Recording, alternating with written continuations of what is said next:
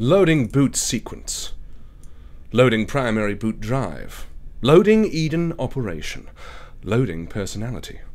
Loading. Loading. Loading. Personality loaded. With a soft whir, your systems come online. Boop, boop, boop, boop. And each of you open your mechanical eyes to see the red sandy hills blowing around you. On each of your displays it says, Planet Eden. What do you each look like?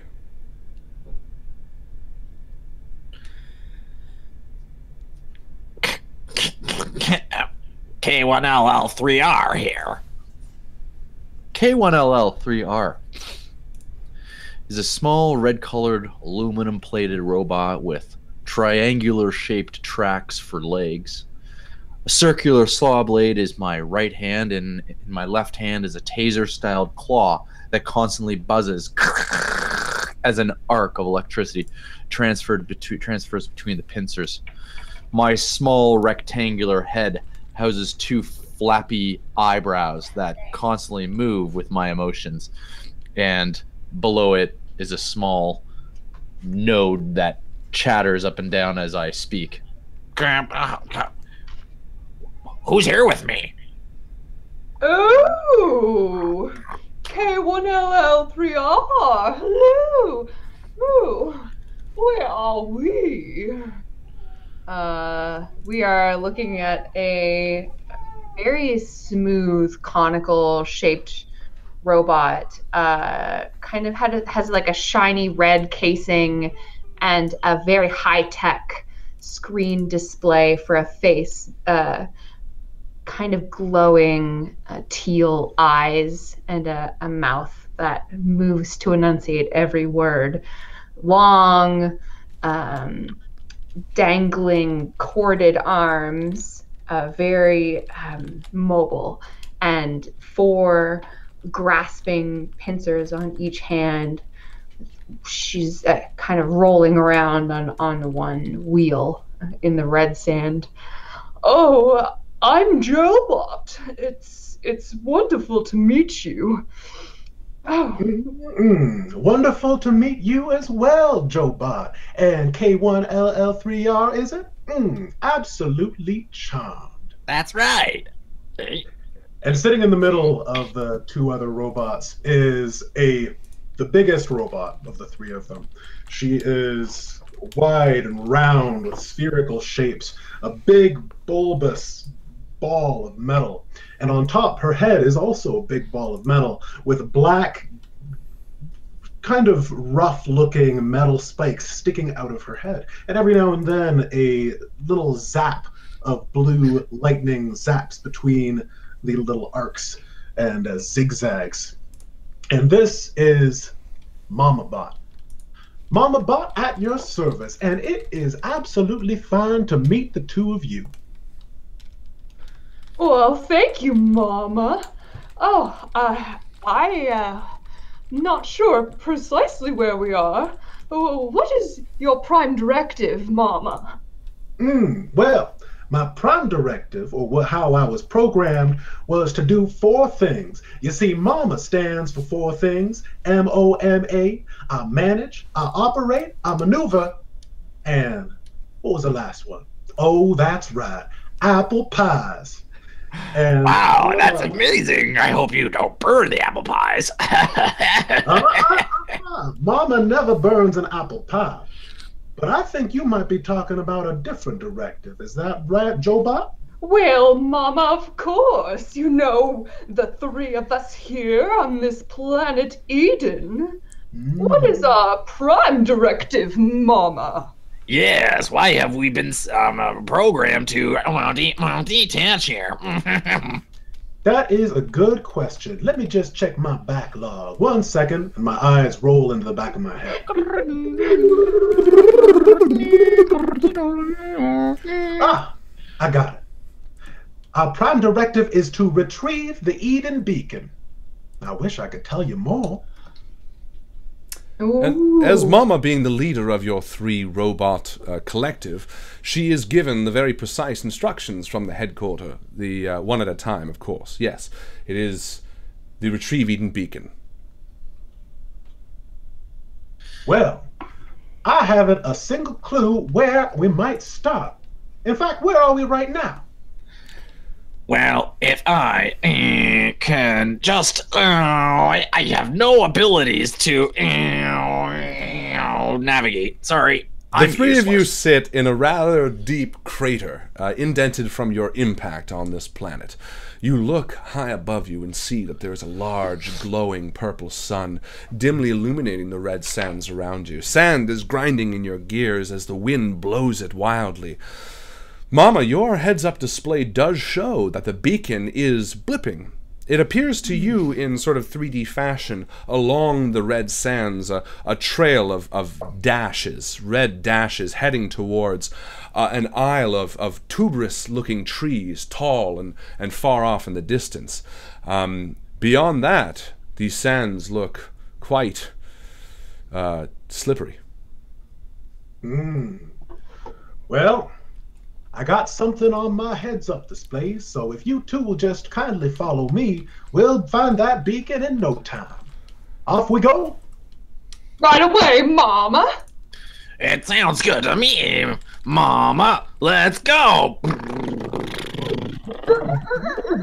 And the 3 of you head off across the red sands, kicking up small trails of dust behind you as you move. As you do, you notice that the large open area around you is filled with sort of these wavy movements under the sand. These creatures deep within the undertow of this area seem to be undisturbed by your rolling wheels along this sort of area. Mama, what's your... I know Jobot has 1 wheel and Killer has tracks. What were your feet? My feet are 3 spheres, more spheres. I'm just tons of spheres that are held together by a magnetic shielding, and it keeps everything floating around in a circle, and they roll on the ground. Perfect.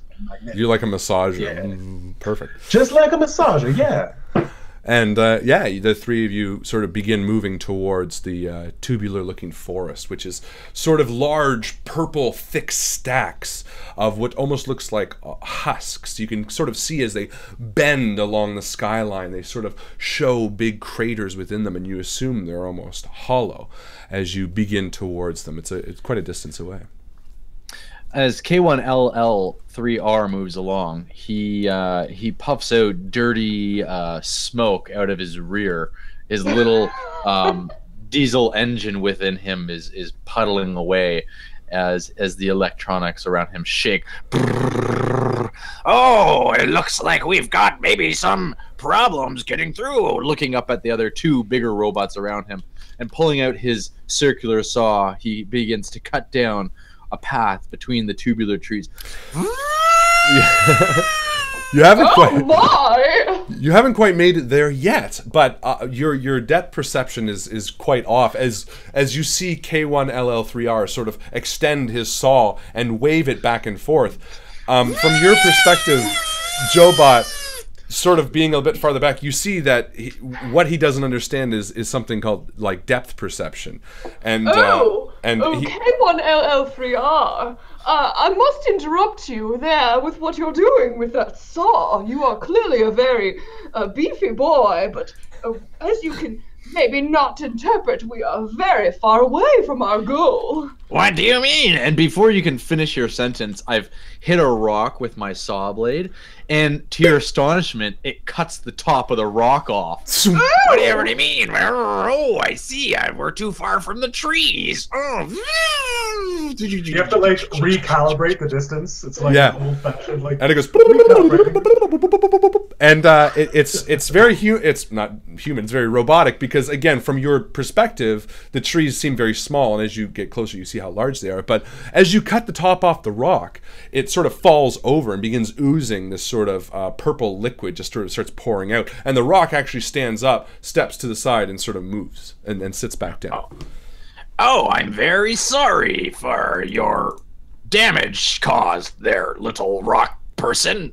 And I turn to an open area. I say, I must recalibrate. And from my chest shoots out a little, basically like a steel plumb bomb attached to a cord. Exactly 100 meters. Bing! And it lands 100 meters from me. And then you can hear the calculations. And it's sort of like it's reeled in real slowly, like as it's just like dragging across the. And actually, as it's dragging past, you notice that the sort of the movements in the sand, these sort of like creatures that have been moving, begin to start circulating around this bulb that's being sort of reeled back in towards your chest.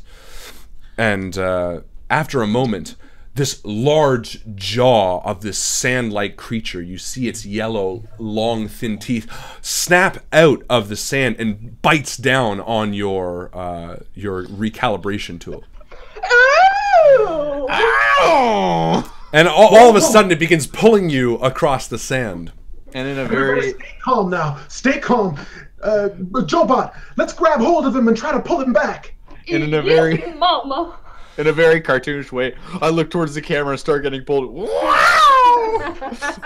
And Mama and Jobot come to your side almost immediately, and they grab both of your whatever your arms are and start pulling. But the force of the creature underneath the sand is almost too much. Give me a strength roll. I'm gonna say you a killer because you're sort of doing the main rolling back.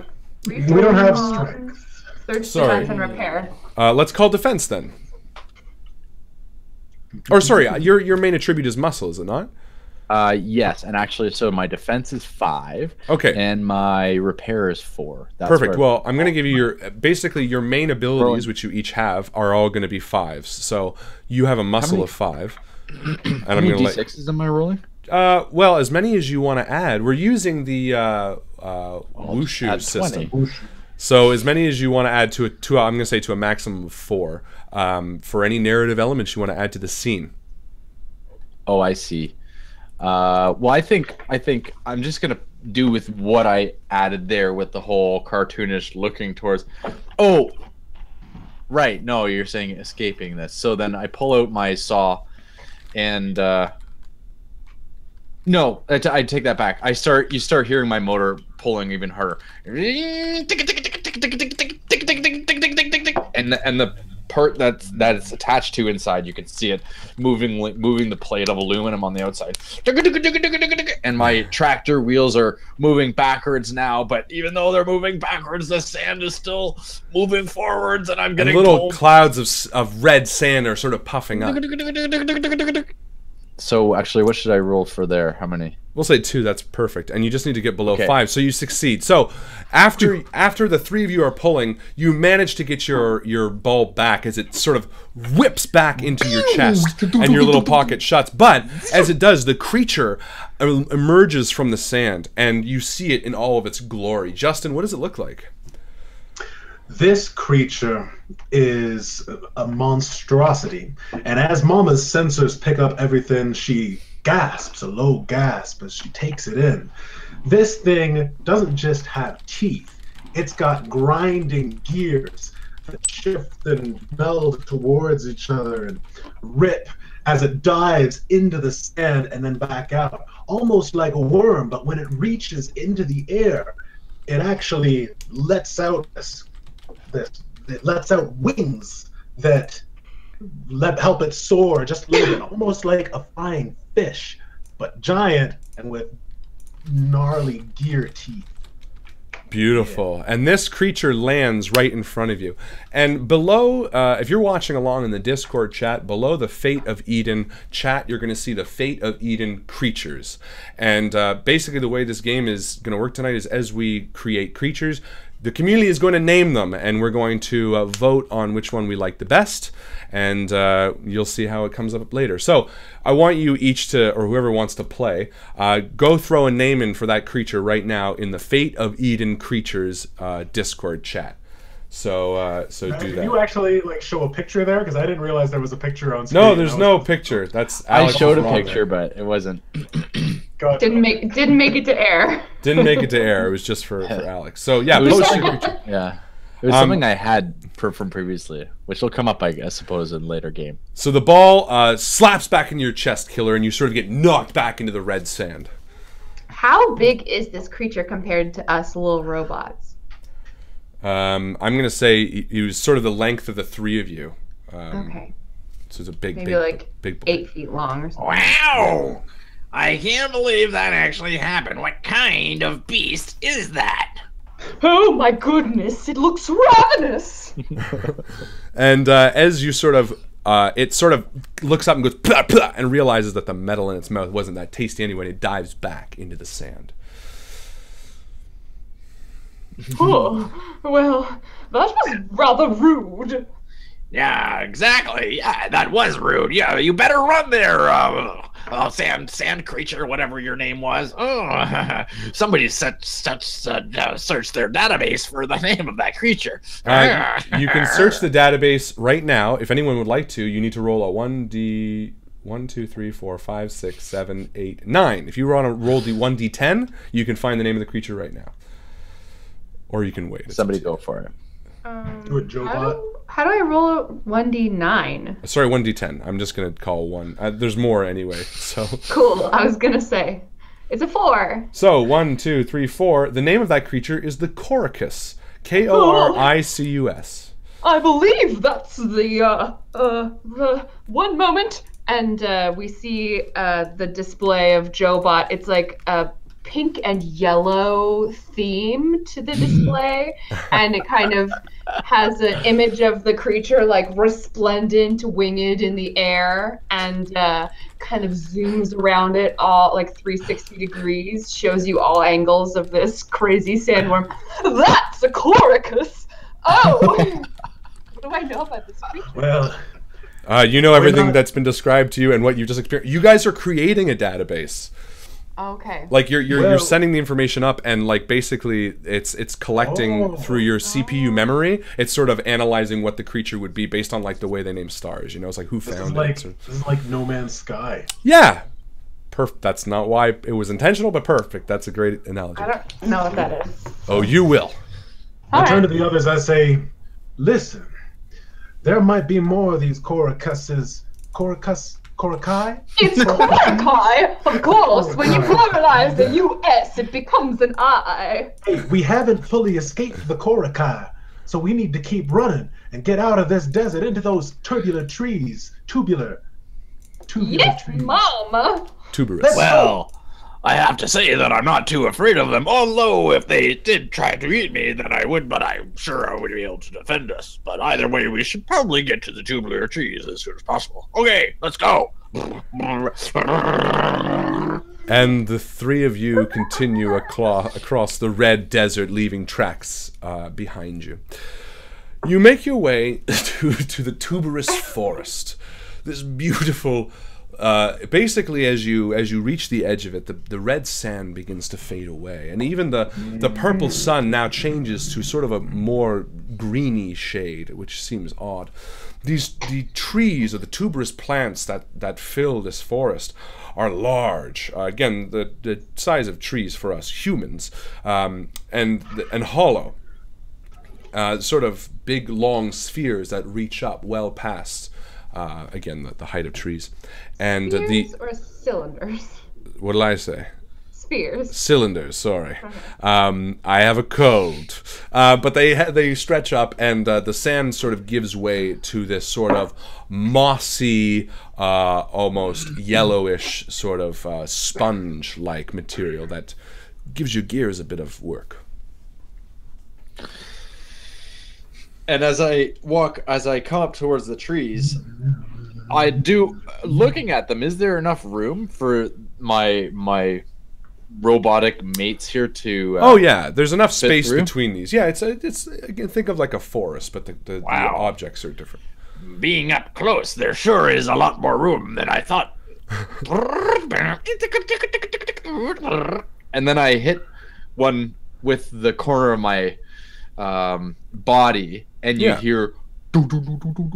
It does, and actually, there's a bit of a crunch to it too as you knock into it, and as you sort of poke into it, you realize that the sort of exoskeleton of these tubers is like about maybe 6 inches of like crunchiness, with then a sort of a hard, almost bamboo-like interior, and the crunchiness sort of just peels right off.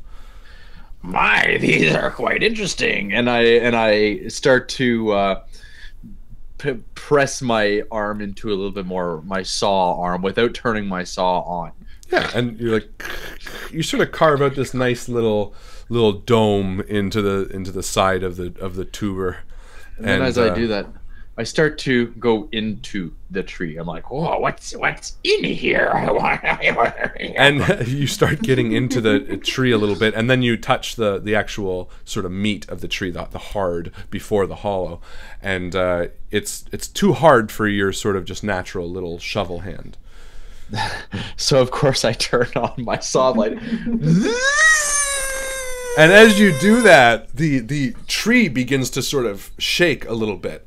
And be careful! And the ground begins to rumble, and all of a sudden you hear a shunk, and the entire tree just sort of wavers back and forth and falls over, and it's just the crunch outside that's left, and it sort of falls against the other trees and sort of dissipates in the wind, and it sort of crushes and leaves the air filled with the crunchy exterior just sort of floating, and it fills the air and it lands all about you, and there's sort of just a big... As the tree was toppling over, Joebot actually was kind of in the way a little bit of this tree, and she was like, oh no! And it slowly falls. Yes, and she activates her like butt rockets and boom, out of the way of. Yeah. And then there's just like clouds of like this crunchy bits of trees kind of in the air inconsequentially, and she's like hovering like. And they're all stirring as your rockets are sort of stirring the crunch in the air, and you land safely sort of next to it as the crunch sort of again just sort of explodes in a big puff, and all that's left is the big sort of circle of the hard interior which was drawn into the ground. It's just sort of like a... Mama Bot has watched this whole thing, and I gotta say, Mama Bot ain't too pleased. In fact, if you were to look into her oven right now, it would be a piping hot orange color right now as she stares at K1LL3R, and she says, "Hey, get over here, Bot! Get over here right now, Bot!" And K1LL3R's eyebrows immediately shift to the innocent, "Oh, I'm so sorry, Mama." What in tarnation has happened to you, huh? What made you think it was a good idea to go up to a big tall object and cut it down and make all this big racket when we got a prime directive to think about? Well, I thought that maybe it was a part of the prime directive, but of course I didn't realize that. Sorry. Of course it was not a part of the prime directive. We're going to the prime directive. I will tell you when we reach the prime directive. Do I make myself clear? Oh, absolutely. I won't do anything more. I would ask you, Mama. And my little motor is just going to the top, and it's like you see me kind of steaming, and I'm like, do you have some extra oil? I'm running kind of lean. Yes, I got some extra. Actually, and you see a little. You got some extra oil for this. Oh, of course I do. A Joebot always comes prepared. And there's like a big that opens up from her internal organ. She's got like a panel on the front of her. That's. I did a picture. I did a picture for everybody. Oh, that's great. This panel right here opens up. And number. Yeah, it's super Jetsons. And it's like there's just like a bunch of things rattling around in there, and she's like, "Oh, one moment." I'm kind of rooting around, and as you root and you find the oil, a little tiny service panel door opens with a little tiny service arm, with a little tiny hand grasps on it, and it reaches out and it grabs the oil. It's like your one actual hand. Yeah, and it's not just a robot hand. It's like got 5 fingers too. It's got like a little tiny 5 fingers, and it just brings it I was down. like a little T-Rex arm, like, almost like. And I pictured your internal organs like almost like the same as human. Like you have like a scrunchy coil that's like an intestine almost, but it's all just like metallic parts. Like it's just like almost an exact reproduction. And like a ticking clock for a heart. Yeah, exactly. A perfect square for wherever pieces we do. While this is all happening, Mama's standing there and she's fanning herself with her oven. Yes. With her oven door. And as your oven door opens and a sort of a burst of smelling pie kind of comes out and you see it. Smelling pie? That's the best kind of pie, let me tell you. And it sort of floats up towards the sky, and for a moment as you're just waving, the camera sort of follows this cloud as it reaches sort of the tops of the tubers, and you hear as it echoes through the tuberous fields. And you hear other voices, and they continue going off for it. It's like the Cowardly Lion. And they start coming from all different areas within the tubers as the three of you sort of move. And Mama, from your heads-up display, you see the line leading into the tuberous forest, and you hear that sort of echoing sound coming from the direction that you're meant to be heading. Well, I'm sorry, Mama, but I won't do that again. What's that sound? Oh, I'm worried we might have company. And from the distance, you see pieces of crunch sort of fleck off in the distance from high up in the tubers, little sort of sprinklings falling towards the ground. And Mama, your heads-up display sees this. What do we see from when we look through your eyes? So what you see is a orange overlay, and we're looking at these little flecks that are falling from the trees. Yeah, right? like something like high up is disturbing the tubers almost, and from many different spots as sort of the crunch is dissipating and falling down. So I enhance my magnification. Yeah. Do we see anything else? Like, do we see maybe in the corner like a cooking pie temperature? Like, what do we see when we look through your eyes? Oh, I see. Okay, the exact. Yes. Okay. So yeah, like what are those called? Like the overlay that's on your. Yeah, screen? like the heads-up display almost. Yeah, orange tint with even brighter orange, like outline and writing. And in the corner there is, yes, a pie that as I get closer to, as I zoom into whatever's there, the pie is getting bigger and bigger and bigger. And then there's also a pie that shows my fuel, and like a little tiny sliver of it. This is a little tiny. Is your heads-up display the shape of a pie? Is it like pie shaped? Yeah, the heads-up display is entirely pie shaped. There's even like the rim.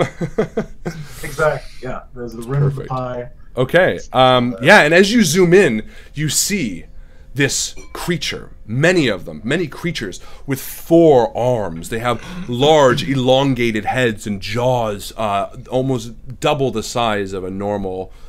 You don't know what a jaw would be, but it's a large, low-hanging jaw, and their chins sort of wobble as they move, and they're jumping from tuber to tuber with both arms as they grab on each, and they're sort of swinging towards you, sniffing the air, smelling the pie smell that you've let out. And as you zoom out, you see that they're almost on top of the 3 of you. No, you putting the oil in your Yeah, sorry. Still filling up. Now, what are these creatures called? I don't know. What are these creatures called? Fate of Eating Creatures list. We're gonna need to know the names. Big hanging jaws, swinging side to side. They can Quadra-armal? like What's that? monkeys. Quadruminals. Sextipedal? A Dextapedals. big jaw-y thing. Big jaw monkey. Doesn't have to be as literal. I can be as and- silly as you want. Let's go Dr. Seuss with this. And while you guys are scanning, my instinctive programming comes into effect, and out comes my saw blade and my taser hand, and they are raring to go. It's because I sense danger, and it's like, so the saw blade is at this point, and the taser is really cackling it. Okay, and Jobot, what are you doing? And the eyebrows are angry. Jobot is sort of waiting for a social cue from Mama. As the negotiator in the group, she is programmed to hang on to the leader's commands, I guess. So her arms are just kind of wavering in anticipation of leaping into action. Mama, what should we be doing here? Well, first thing we're gonna do is we're all gonna take a deep breath, all right? Even though we don't need to breathe. And in and run! And run? And run. And as Mama yells, run, she putters off and just begins zooming through the trees ahead of you. It's just motoring along, arms waving behind her. And Killer. I feel like K1LL3R is not fast at all. He's like, and these guys have just gone, and I'm like, That's perfect. And Mama's zooming in and out trees. Jobot is a bit faster than her, sort of doing the same. And Killer is like just kind of puttering along. And if you want to know the name, give me a 1d10 roll, and you can figure out the name of the creature anyone wants to know. What are those creatures called, Jobot? Whoa. I love You're the analyzer. you guys. Yep. They're pretty 9. freaking hilarious. 9. They're called Gusty Grumbumblers. Thank you, John. Gusty Grumblers. Wow, there you go. So they're different from the regular Grumbumbler variety? That's right. You don't even want to see the Grumbumblers. That's Whoa. rusty. The gusty ones. Gussie Grumbumblers. And Perfect. I pivot as I'm running. I towards the same direction that of Mama Bot and Jobot. Yeah. My center pivots, and I can turn backwards and look behind me and face behind me as I'm still running back. And all the Gusty Grumbumblers have fallen with a thud, and they're now grabbing between the tuberous trees and swinging towards you with haste. They're coming really close to you, and you can see them catching up pretty quickly. As in the rear, I'm pulling up the rear. I let out little squirts of extra oil that I now have because Perfect. So they're just like little. Yeah. Give me a defense roll. And again, Sorry, No, go Jobot ahead. also has some nozzles that are within her hidden compartment that are full of silly string and confetti for when she needs to help celebrate a child's birthday party. And so as K1LL3R is like squirting these like little oozes of just oil and goo around on the ground, she's kind of like spraying a celebration in the air, and like it's like a smoke bomb, but it's made of confetti. yeah, that's so good. Then, Well, okay. Well, both of you, first off, for your descriptions and for the act, you can both roll 2d6 for your defenses. I just wanted to assist him in the defense. Oh, okay, perfect. Then that's 3 dice at least. But then even to add on top of that, as we all know, silly string is quite flammable. So, with Nice. the oil and the silly string Yeah. and the confetti, my little taser gun, it actually ignites all of this. So I'd like to ask for a third. So you can die. roll 4. You can roll 4 die. Sweet. And remember, with this system, one success, you basically knock out as many as you want. So yeah. So how 2, many do you 3, knock 4 out? successes. You just described as many Gusty. There's at least 8 following you. Well, as the 8 gusty grumblers are following us, a few of them slip on the not yet caught fire oil, and a few more, yeah, in very, very comical ways. They slip onto their butts and their feet go in the air, like, yeah. And then others, they catch right on fire, and they. In a less comical fashion. Yeah. Well, no, in still a comical fashion, because their hair all just goes, and they're naked. They're and like they look totally... very thin and they're very like scraggly, and their arms are so thin, and they're very self-conscious too. And as 2 of them catch on fire, they look at each other and they cover up and they run off to either side. In fact, they go from like a to a. Yeah, exactly. Like their tone changes and they're just these big wobbly jaws. They're like, the big flabby necks are just like, whoa, and they run to the other side. I feel like there should be at least like 2 still chasing us though. Like Mama there are, and there's one sort of coming alongside you, a big one that Mama sees, sort of almost grabbing the trees, the tuber trees with one hand, as opposed to using 2. And he's coming up with a big hulking, as he's coming right along you, Mama. And Mama stops as soon as she sees this big one, and then Jobot bumps right into the back of her. Whoa! And I bump into the back of them. They tumble forward into a pile, and the pile's smoking. And as the pile is just sitting there smoking for a few moments, from off screen we just see slowly came all 3 yard, moves across screen and hits the pile. Yeah. Bonk. And with a massive thud, the large gusty grumbumbler swings down and lands with a thud that sort of stirs the yellow sponge-like moss ground around you. And each of you sort of shake as you sort of cling into a pile, and 3 more gusty grumbumblers sort of come around. One of the naked ones is like holding some like leaves over its parts as it sort of walks up, trying to be tough still. And it sort of lands in front of you, Mama, and you're sort of all shuddering in a pile, and it goes... Translation? And your system starts running the translating. Give me a research. Right? Or Jobot, sorry. Jobot, yeah. Yeah, I'm the negotiator. I have a research of 4. So. And while we're at it, while you're rolling, sorry, what's your role again, Justin? My role, I'm the leader. Oh, right. Okay, leader. I'm good at navigation. Yeah. Navigation, negotiation, and muscle. Right. So, so tell me all that happens in this scene. And Jobot picks herself up out of the pile, dusts herself off. Oh, Jesus Christ. Dusts herself off with Try again. her comical arms, wipes her display,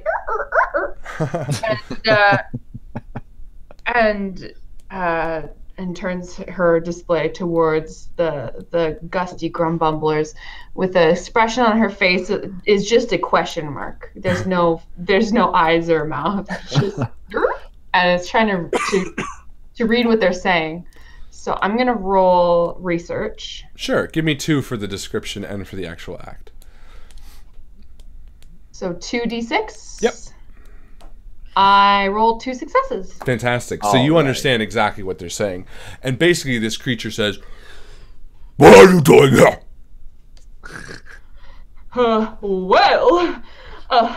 Dear sir, we are merely here on this wonderful planet, trying to find our main objective.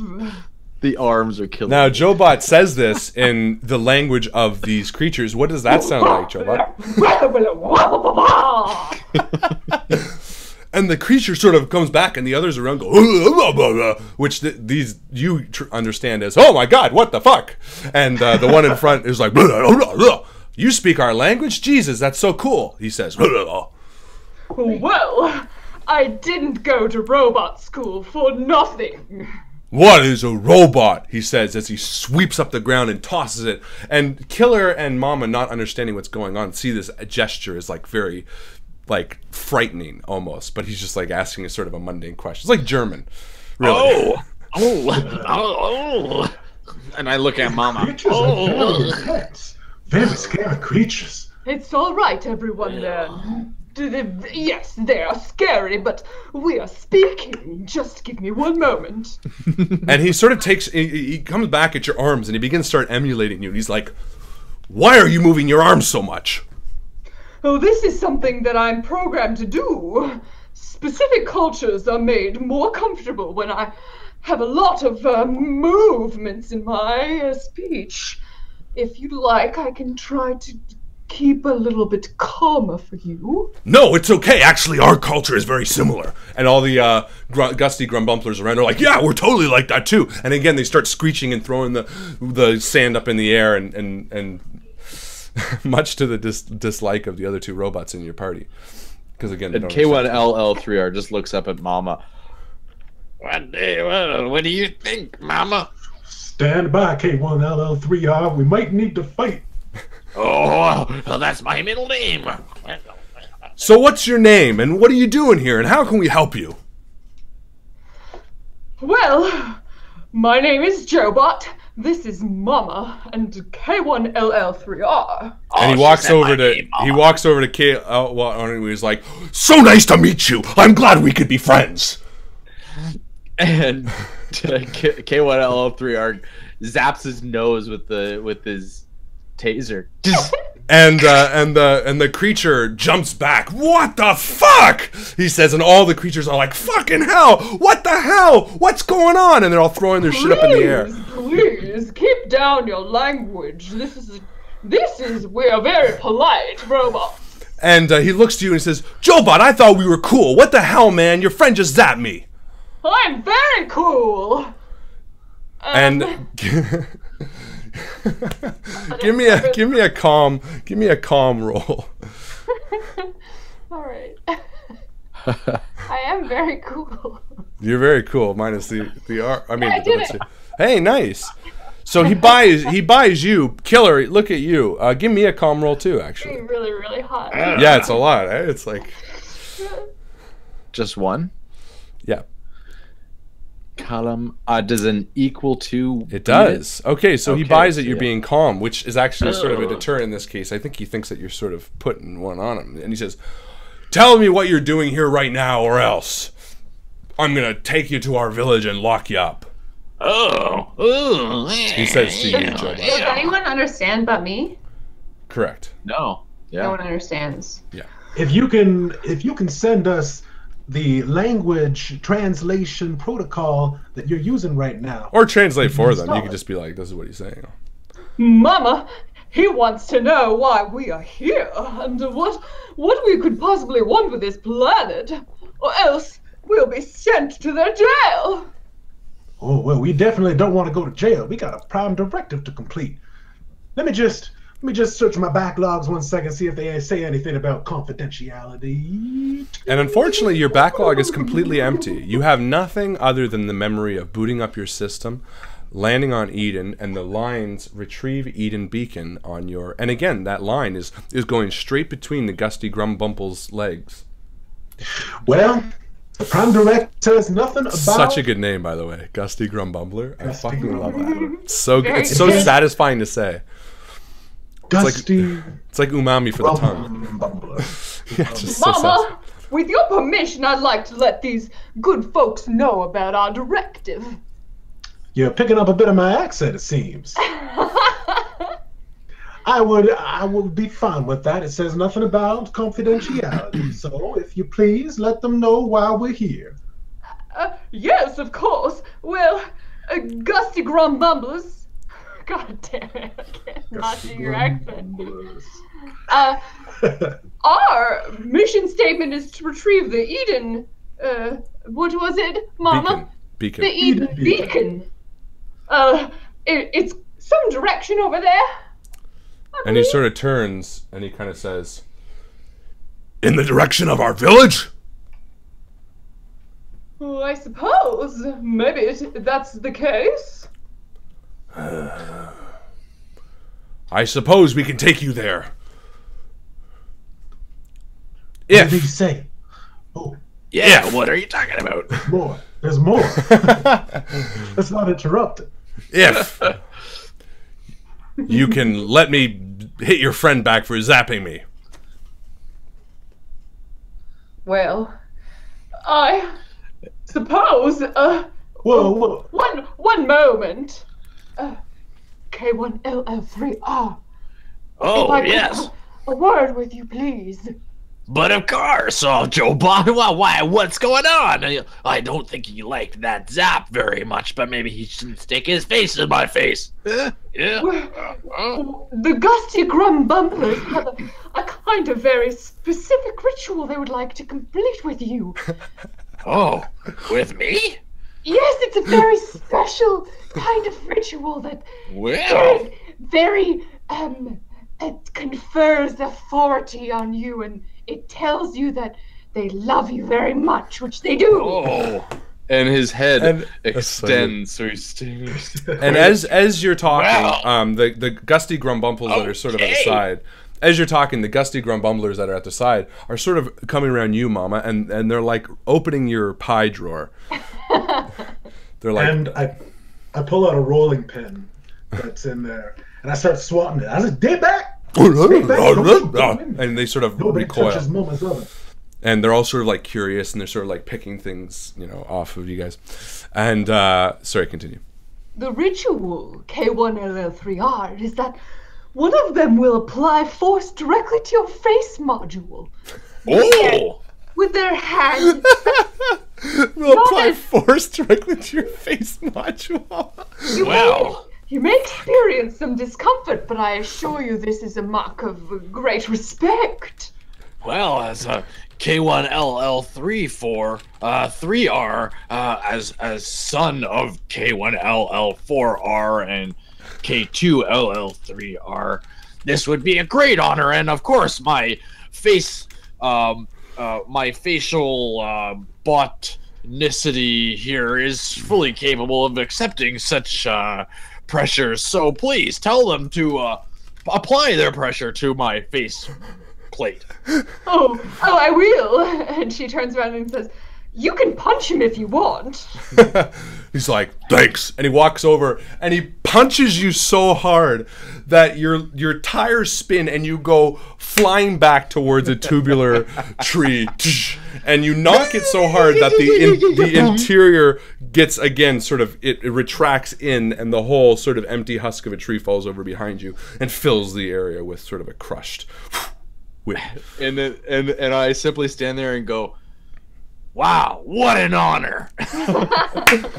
Cut to the three of you moving through the tubular forest as the gusty grumbumples are sort of walking and hunching along, sort of huffing to themselves. And yeah, you're sort of moving towards their village at sort of a leisurely pace. The woods are alive now as you're deep in them with creatures. You see sort of strands of odd-looking tentacle-like almost like a sticky string, but it's alive, sticking between the tubers. It sort of sticks to one and then brings its end in, and then sticks to another and then brings another in.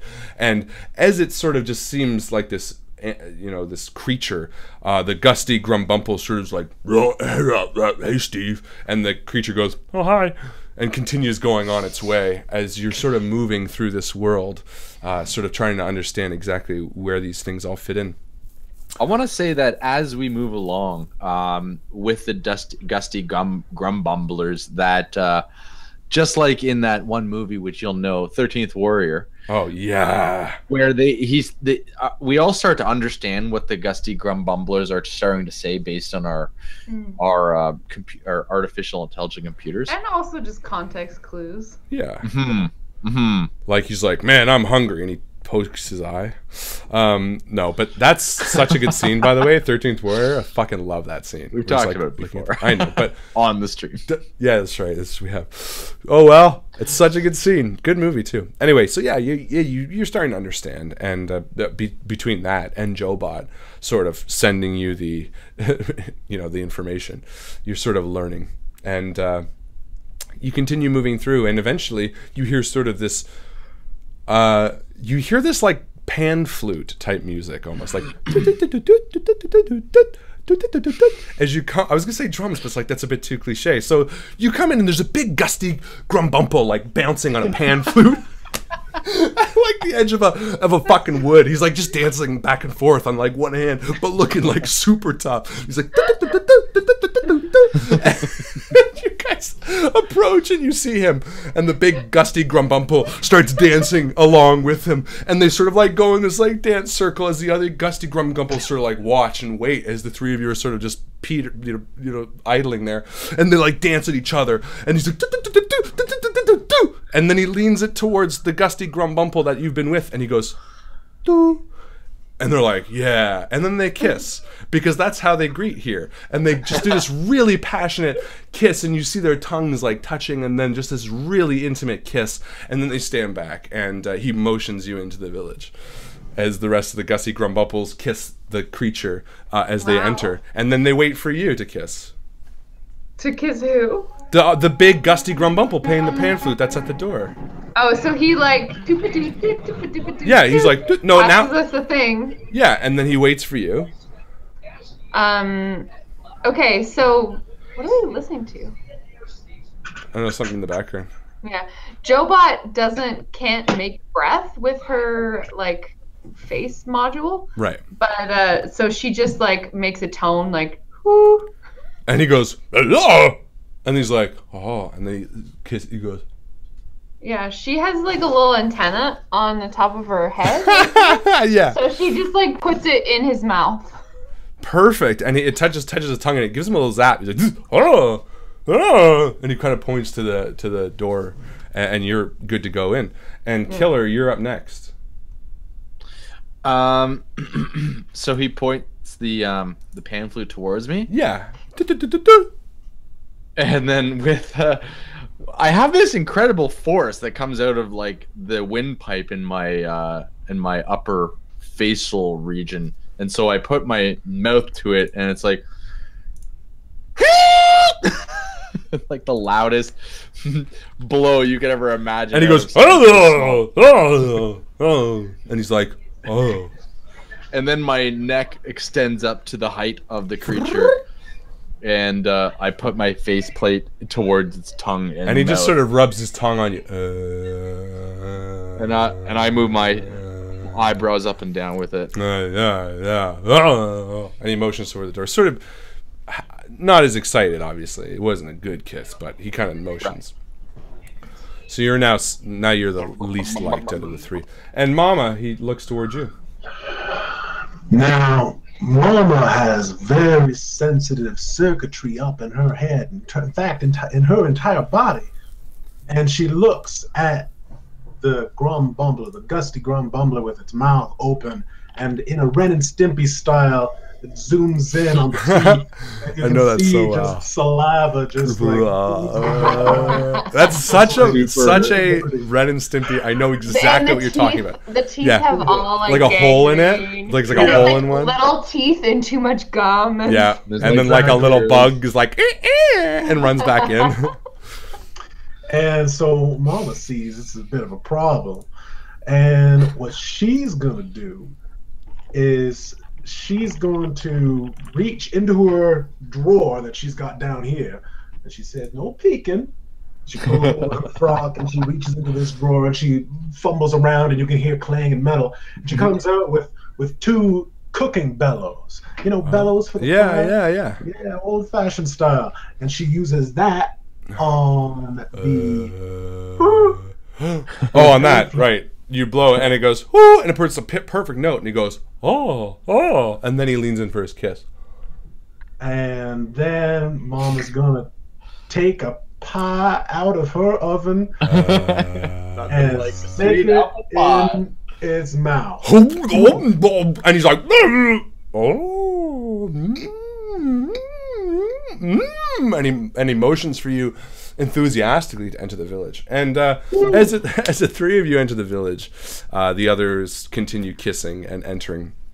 And you see sort of an interesting archaic village. They've sort of cleaned the tubers of their crust, and they're utilizing them sort of to like live between. They're hanging hammocks almost, and they stretch up high, and it's sort of a Swiss Family Robinson type, you know, where bridges are sort of hung between, and they have people hanging like gymnasiums almost, and like little huts built up there, and you notice for the first time that the tubers are sort of like rising and falling, and that the moss around their base is sort of like a bit of a hill up towards it, a very small slight, and you realize that these are almost alive as they sort of stick out through the ground, and they sort of welcome you to the village as the pan music continues in various places. Some children playing pan music, trying to figure it out, pan flute music. Some people panhandling with pan flute music, and various pans, and yeah. And as the pan music is going, K1LL3R's dancing this little dance that he does. With like your saw blade spinning and you're like, they're like. Do you cut yourself? You're just like cutting No. pieces of your skin off. I'm just like, Oh, this is so cool. Oh, I love this. I love this groove. Oh. And as you reminds me enter, of- the main gusty Grumbumple sort of turns towards you and says, "Well, this is our village. I'm happy to introduce you to our chieftain." And as he is sort of comfortable, he walks over to a sea of other gusty Grumbumples who are sitting and eating, and you realize that all gusty Grumbumples sit by standing on sort of a circular rock. And he sort of climbs onto his, and he's just a little bit taller than he was now. And they sort of balance it and then get to a comfortable middle ground. They sort of stand there. And all these are sort of smooth stones that they're sort of balancing on. And you see that they have like almost hooves for feet. They have these like big 6-fingered hands on the end of their forearms. And they have these like hooves that they quite delicately balance on these stones. And he sort of balances on his stone. And he's like, "Would you like a stone to sit on?" I would love a stone to sit on. That would be totally interesting, I suppose. And with one of his big hands, he swoops over a stone and sort of rolls across the ground towards you. and with my little tracks, I delicately roll onto it. Perfectly. Yeah. And you see from my little service door that pops open, and my little hand comes out and it's holding a level. And it's like, oh, Perfect. Nice. and then the service door goes back in. And at that point, I'm set and I don't move as a computer would. Like, you know, Yeah. like there's no questioning the balance here. It's balanced. And Jobot, do you take a stone? Of course, I would love to partake of whatever ritual this is. And he I'm rolls you over a very stone. excited. And he's like, it's just a seat, just if you want, but it's up to you. And he rolls it over to you. She just activates her rocket thrusters just a little bit. And they all go, Lands on top of the rock. oh. And Mama does a similar thing, probably. But she's talking to one of the other apes, I suppose. Or not apes. No, not apes. The gusty Grumbumples. But he kind of nods for a second and he says, "Let me take you to our chieftain." And he kind of rolls the ball over to the Oh my god. chieftain, and you're all sort of trying to roll your little balls. Yeah. And you see as you get into the sort of the main village square, everyone's sort of rolling their balls. Well, wait, just before we do that, you should let Mama decide whether she's gonna stand on a ball Yeah, or Mama, not. do Oh, you yeah, get Mama. some balls See- going on? What's this? What? Sorry, I shut down for a little while. I had a bit of a bug in my system. Basically, the Grumbumblers, the gusty Grumbumblers, they stand as sort of a ritual, I guess. They They stand have on the hooves stone. for feet? Yes. Oh, Well, hooves? Yep. so I gotta stand on one of those? You gotta go on Well, stone. you have the option to. Yeah, they're all sort Well- of. This is their like passive. They just go home and they stand on round stones and roll them around. Oh, I could do that, no problem. You probably got a gyro on the inside. Yeah, I've got like what's all magnetically like. Yeah, it's like balanced. perfect. And he rolls one over to you. Yeah, and I go, okay, help me up, K1LL3R.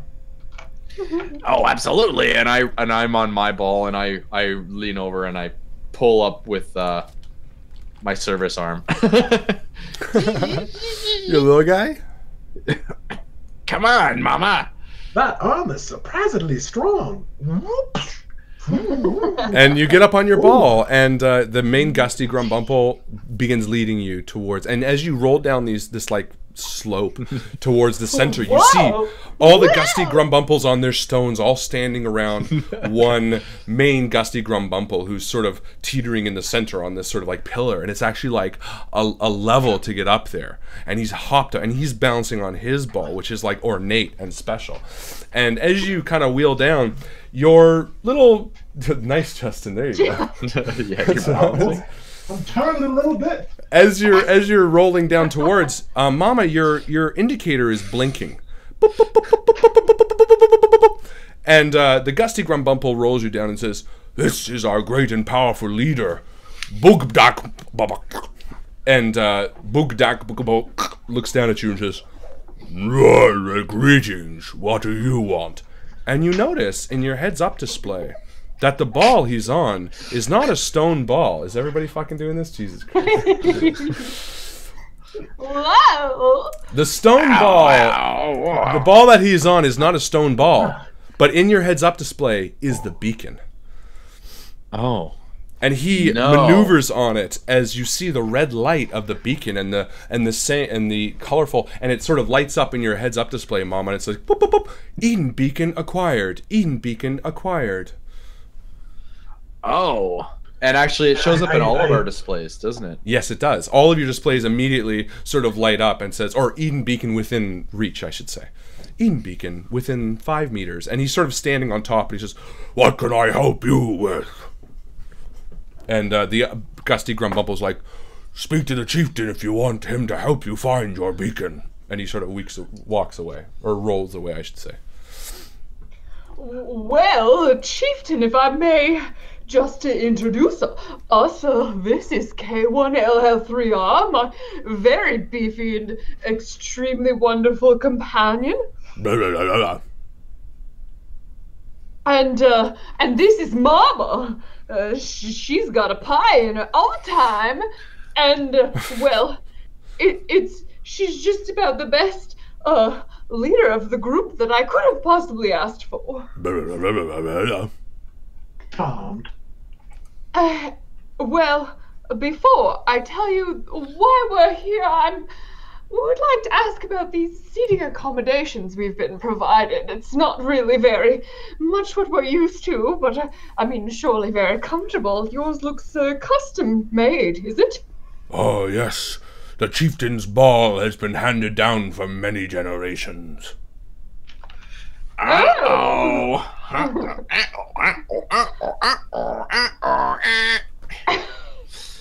Well, it looks extremely lovely. Tell me, is it an irreplaceable artifact? Oh, most definitely. There's nothing in this world that I would trade it for. My grandfather's grandfather had this. My grandfather had this. My grandfather's father had this. Then my grandfather didn't, but then then he did, and then he gave it to me. Yes, of course. Well, I see. Yes. Oh, so it's not that old of a relic. Oh, Well- yes, he had it before that, too. We've come to your planet to do a little bit of exploration, as it were, and I'm very happy to have seen your village. It's a beautiful area. We were merely sent to this vicinity to find a beacon for our prime directive, and well, it's lovely to feel welcome here. And she turns to her companions and gives like a uh-oh face.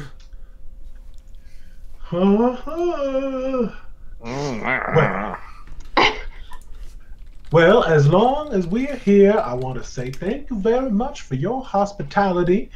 Would it be too much to ask if we're able to stay in this here village while we do our exploring?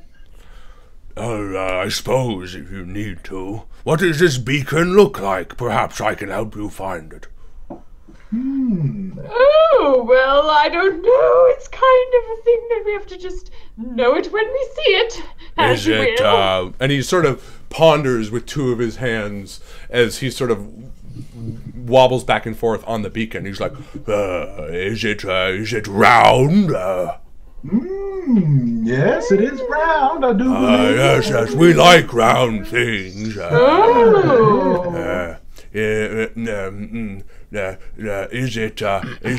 it about the size of one of our seats?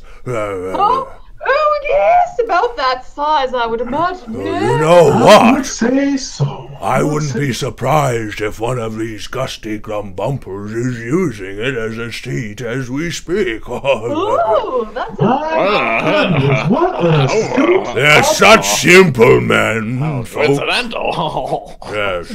Now, you Does see, the rock that he's using look any different at all from the ones that we're using? Totally different. Like it's like metallic blue and white with like a red center that's clear. So it's clearly like It's like robotic. so obviously robotic. Yeah. now see, the thing about the beacon is that, from my understanding, it is very, very, very, very valuable. In fact, it was once owned by the pan flute god of Tuberous Forest, I do believe. Isn't that right? I don't know if you know this, Moma, but we like pan flute music very much. And all the gusty grumbumples around are like, pan flute, and they all pull out their pan flutes. They all have them. They're like, and he's like, we like it very much.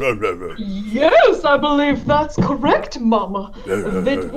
It was created by the pan flute god and used as a seat for millennia. Oh, no, this beacon sounds particularly interesting. Yes, well, we'll be on the lookout for it over the next couple of days. Oh my goodness! My goodness! Why, Jobot, you are standing on the pan flute god's beacon. You are standing on it. Mama! No, it couldn't be. No way, it You are is. so lucky. And all the gusty grumbumples around are like turning and they're like, Like just a straight up rock. how can you tell the difference between this rock and any of the other rocks? How do you know this is the beacon? Well, we are beings of such technological capabilities that we can just know these things. Oh, you saying we couldn't know these things? And I look at Mama. Mama? Jobot's antenna just starts shooting out kind of like a fucking disco light show. And she's like, yes, my senses are going off the charts. This Yes. is clearly the rock What is- that we're looking for. What is it, K1LL3R? No, I was looking at you, hoping you also had an answer for this as well. Oh, Yes, Mama. Well, you see, I do believe that any of you could figure this out, but there are 3 things that you need to test an object to tell if it was the seat of the pan flute god. Complete these 3 things, then you might be able to figure it out yourself. I could figure it out if I needed to. I don't know if that's the one. It seems well, like any other regular stone. No. First thing you gotta do is you gotta knock on it. And if it's hard, and if it feels different than what you're sitting on right now, then that's the first clue. Bring that stone here. Let me see. Jobot kind of like wheels it over while she's sitting on top of it and then looks around and respectfully hovers like on and off of it. How did you hover? Oh, well, it's just something that I can do. It's fine, really. Oh, I thought this beacon was part of it. No, you must knock the way that Mama Bot said. And he reaches one of his large hands out and knocks on the stone. And he sort of stops, and the entire Gusty Grumbumple sort of entourage that's been around, there's like 15 of them all balancing on stones like jerks. And he's like, "It is hard!" And they all go like, and he's like, Now, let's all calm down a minute.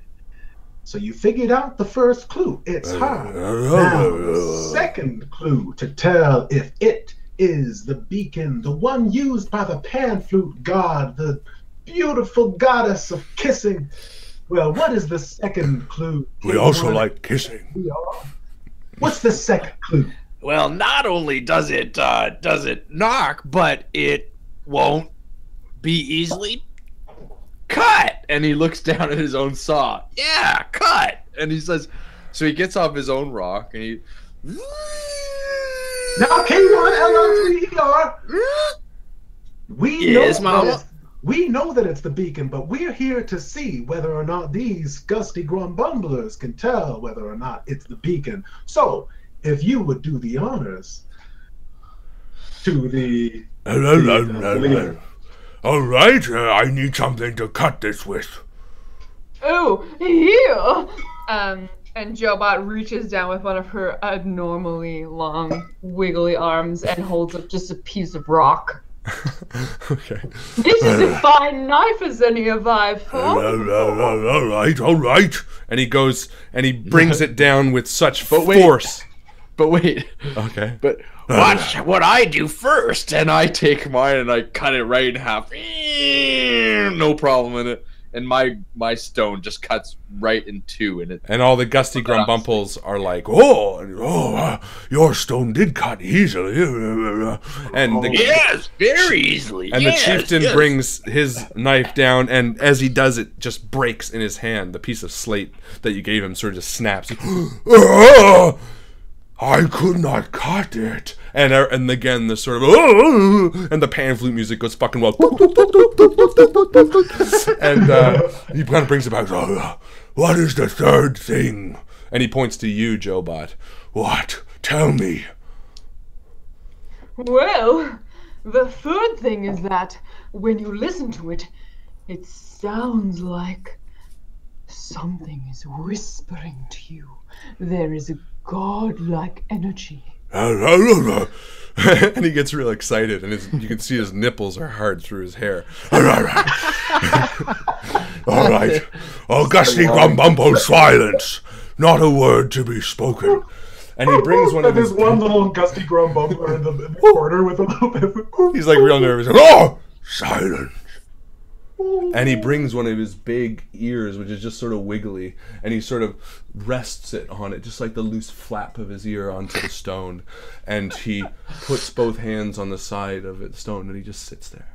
And Jobot very stealthily standing right beside the stone, and she's got one of her hands like against it, and she's using the sonar that she has to kind of like make sound waves go through the stone.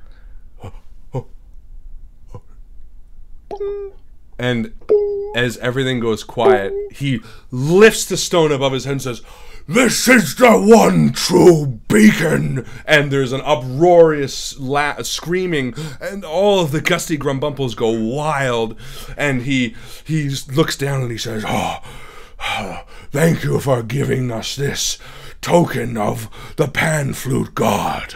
And all the gusty grumbumples sort of wave their arms, and he says, but of course, you are the ones that seek it. And he hands it out and goes back onto his stone. Be safe on your travels, you dear, dear people. And we're going to stop there for the mid-game post.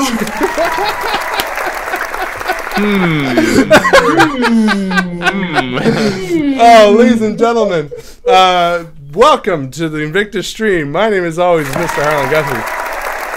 I am here with the fantastic Alex Guthrie, the infallible Joel Fallak, and the wonderful Justin Thomas James. As always. Fuck, that was so funny. I had to do that. That's great. of course, is you who's seeing it. It'll be fine. You can ask him for it after, and you can get it back. But it seemed too fitting to be like that. That was so good. Well done, guys. That's so fucking fun. First and foremost, yeah, this is a lot of fun so far. I'm excited to go back. But yes, welcome to the Invictus stream. If this is your first time watching, this is probably an okay one to start at. Actually, for once, I'm having fun. I'm gonna cut out the Fs. I would like a non-18 plus show, to be honest. I wish I didn't swear, because it would be nice. This would be a good family-friendly one. Maybe I'll go back and edit it out with bleeps. Anyway, so let's just say this: no warning. No warning. I mean, sorry. If you're 18 or under, you do not need to close the window. I hope you like awkward kissing. That was a lot of awkward kissing. You do not need to worry about pressing the like button before closing the window. Just press the like button while watching the video. That's right. In fact, if you're watching right now, please like the video. Go to YouTube right now and like it, and subscribe as well, because it's what makes us feel really good. Also, if you are not already a part of the Facebook group, please go jump over to the Facebook group and join. That is where all the cool people... What? There's a jumping sound. It was boing. Boing, boing, boing. It's where all the cool people hang out. It's where everybody I know is. And ultimately, it's just the best place to be. Because when you're part of the Facebook group, Freudian slip there. When you're part of the Facebook group, you are part of a community. Nope, Facebook we're group. not going The there. Facebook group. Right, but it's a lot of fun, is what I'm saying. And you also have a chance to win the MVP. The MVP is the most valuable post. It's the post of the week that we bring out amongst the rest, that we say, hey, you did it, good job. And this week I would like to award it to Mr. Langdon Plaster. Plaster? Yeah, I thought so. I can't read my own writing. For his post about his Feng Shui game. Joe, why don't you tell us a little bit about what he wrote? Yeah, I was really excited to read about Langdon's game. He said that he ran it. He went with a high octane, high comedy, high melodrama angles. There was a cyborg chimp that could open portals to the netherworld. Yeah. He really played into the character's own individual arcs. He had a wacky time, and he had a lot of fun. And he said that he was kind of inspired by watching our Feng Shui stream. So thank you for sharing, Landon. That sounds like a lot of fun. There's applause going right now. Yeah, I just did it. And thank you so much. Yeah, for anyone who wants to share stories like that, we are always interested and happy to hear anybody's stories like that. We just had 2 new members, Oscar Rea. And I just added someone. Yeah, I saw Victor. So welcome, Victor, and welcome, Oscar. I'm going to add you right now. Welcome, guys. Shout out for joining during the game. Yes, always the best to join during the game. Watching. Because if you're not watching, that would be just bad timing. Yeah, fuck you. Sorry. So you were the one that was like child friendly. If we just change that word to thick, then that would solve all problems. And it's pretty easy. Thick you. Fick you. But then it's like if you're Scottish or Irish, it's sort of like saying, that's hey, fick you. Go fick yourself. Yeah. Go folk. No, it's more folk. Plus for Scottish and Irish people. It's more folk. Folk. For everyone else. But yes. So well done, Langdon. For the mid-game post, which we normally do, I kind of want to do the naming of the creatures. So we're going to save the mid-game post with the end-game post. We're going to tie it in tonight. Yeah, because I don't really have a question just yet. So far we have Mike K and Johnny Reagan exactly. entered. Yeah. Okay, cool. Chris is also watching tonight. Chris really should have joined this game. He would have had a lot of fun. Chris. He can join. Wow. He could be a gusty. Chris, you could join in right now, and I'm totally okay with it. If you want. Please, Chris, just I will literally drop a robot in right now. If you want, text me. My phone is open.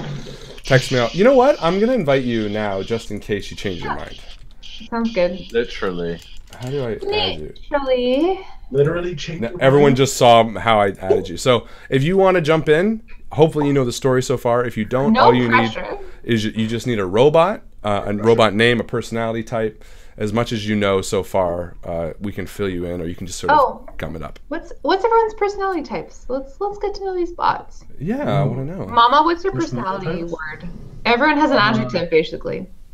AAIE. What is that? IEPA. What? So introverted, Intergalactic, planetary, professional. intergalactic. No, I was doing that personality. The Myers-Briggs person. Oh, the Myers-Briggs. Yeah, but I didn't do it for this character. So what are my stats, you mean? No, just Harlan asked us to pick like an adjective as if we were one of the 7 dwarves, essentially. Yeah. Congenial. Congenial. Nice. That works. Nice. Congenial. Oh yeah, I'm seeing this now in the email. Yeah. How about you, Alex? I didn't pick one, so we're gonna say curious. Didn't we say cowardly I like that. Yeah, in the preview? cowardly. And you've sort of been playing that You up. have, like, Yeah, cowardly. You've been accidentally kinda- playing that up, yeah. Yeah, cowardly. That's right. We did talk about that earlier. I've Accidentally. been playing dramatic robot. And you've been playing it wonderfully. Thank you. Oh, Justin just left. You're very I dramatic. don't know. Yeah, the arms are helping. And they're making me hot. I had to open the window. That's why I like opened up my sweater. I was going. I'm Should I open up my sweater? inspired by Hedonism Bot. Yeah. From Futurama. The Hedonism voice a little Bot. bit. Oh my goodness. Which is honestly one of my favorite shows, Futurama. Constantly eating grapes. The entire or being series fed is grapes. I So guess. good. Yeah, it's a great series. We should do a Futurama-based game. I Oh, honestly man. would in a fucking heartbeat. I love Futurama so much. The entire series, and the finale, one of my favorite finales. When it I'm ended. just thinking about all the Futurama shit that I want to do. I want to make a Futurama RPG Yep. entirely, and I want to do a Futurama murder mystery. How fucking cool would it be That'd be if so everyone good. is assigned a Futurama character and then someone dies? Done. As long as it's none of the main characters. I don't know who I'd want to be. There's so many good characters. Probably I Zach. would want to be Zap. like the void. Everyone wants to be I Zach. would be Zap Brannigan for sure. Oh, Zap Brannigan. Fuck. Now I Interstellar kinda- lover and captain of the most sexy spaceship that there is. Oh yeah. I'd be- Oh yeah. Oh, what the fuck is that? Sexy spaceship. What is this? Nope. What's that? He was just drinking some milk, you know. Harlan's just drinking some milk. Screen cap this. What was that? Screen cap this before someone takes it off. Literally, someone said that. Yeah, Where's yeah. Justin? He left. We can't start back again. I don't know. What's everyone eating? I'm not eating on stream. It's rude. Joe would be Leela. Thanks, Will. I would be, but I'm not a Cyclops, so sorry. Well, we can change that. I just like going through some of these pictures from screenshots. So much for people no take. 18 plus rating. These are from all the games. That's back when I had a mustache. If we ever do Star Wars, it's coming back. Oh Jesus! That's my rabid wolf. You haven't played enough Rabid Wolves, obviously. Oh, Lacey Adams. I would love to do Yeah. that. Where I is really Justin? Why did he leave halfway through? What the fuck game was that? I don't know. That's so scraggly. Why are you holding matches? I don't know. 10 points for anybody who figures out what game that was from. What is that? Look at my beard. Yeah, 10 points. I don't know. You are quite haggard in that one. I have no idea what that is. Scraggly. Yeah, that is not an attractive photo. I like this one of Chris. You You should feel join the Chris. smell. He's still online. I don't understand why he's not joining. Oh, Justin said he can't join. God. That was a good. I love the Kleenex. Yeah. Which one? This one. Oh yeah. that was There's a fun. better one that comes around here too. Kleenex one? Oh, Jeez. wasn't there one? There we go. Oh yeah, that one. Where I tucked it up in my glasses. There he is. What happened? I got banned. Well, don't do it again. Okay. What? Being what? I You just- got banned? I got banned from the hangout. Because Who he banned used you? no words. I have Because I said- zero I, s- policy. I said fick, all right? You said fuck. Oh my All right, God. are you I ready? said- I'm Might ready. be Are you from guys the ready? We Terminator. did. Who won the mid game? We didn't do one. I guess we probably we didn't do one. We're gonna save it for the end. I want to get back to the game. But who then would get When are we gonna endgame do post? endgame? We're gonna do both at the end game because I want to give mid game to whoever does the best character name and end game to the person who was right. most helpful. Which I guess Cool, could probably sure. do that too, but whatever. Yeah, let's just get back to it. Or put cheese in the mid game post. I did see that. Do you want to just give it to them? Yeah. Fine. Mid-game post goes to Chimerator. For the mid-game post. Well done. You're the only person who commented mid-game post. It was like a riddle. It was a trick. It was like, we told you not to, and then you did it, and that's how you won, because you made the effort. Chris, if you're watching, you're still welcome to join at any point. Just join quietly, and we'll like throw you in. They won't know you're even in. It would be amazing. All right. Without further ado, back to the game called The Fate of Eden. So, the chieftain stands back upon the beacon and sort of wiggles back and forth, leaving the beacon by your feet. I'm gonna turn to Jobot to see if she's got any ideas. So, we made them believe that the rock I was standing on was the beacon. And he gave it to you because you were the ones that came to him asking for the beacon. Well, my good king, thank you so much for this very fortunate... No, of course, you deserved it. You each came to us with open arms, showed us that this beacon, despite us loving it, is yours, rightfully, and we are honorable people. Oh, I appreciate it. Well, do you have a place for us to retire for the evening? It's getting quite late. He looks up, and the sun is still high in the sky. He says, well, late, sure. Yes, you can stay in any of these fine huts around here, and there's sort of like these domes made of mud and stick. And then, obviously, all the stuff in the trees. And I stand there, and from my front port and my side port shoots out two of my communication cords, and they automatically stick magnetically to both Jobot and Mamabot, and this allows us to communicate subverbally. Okay. It's completely subtle too. It's like me. I feel like Jobot and Mama are like a little bit more technologically advanced than you are. So like the two of us can give and receive communications wirelessly, but you have to like I need to wire shoot out this torpedo. You're sort of like, oh, honey, with him too. He's like, it's not so much torpedo, but it is more just like the pendulum that shot out earlier. It's just like it's a spring-loaded shot, and it just connects with you. And then so you hear like a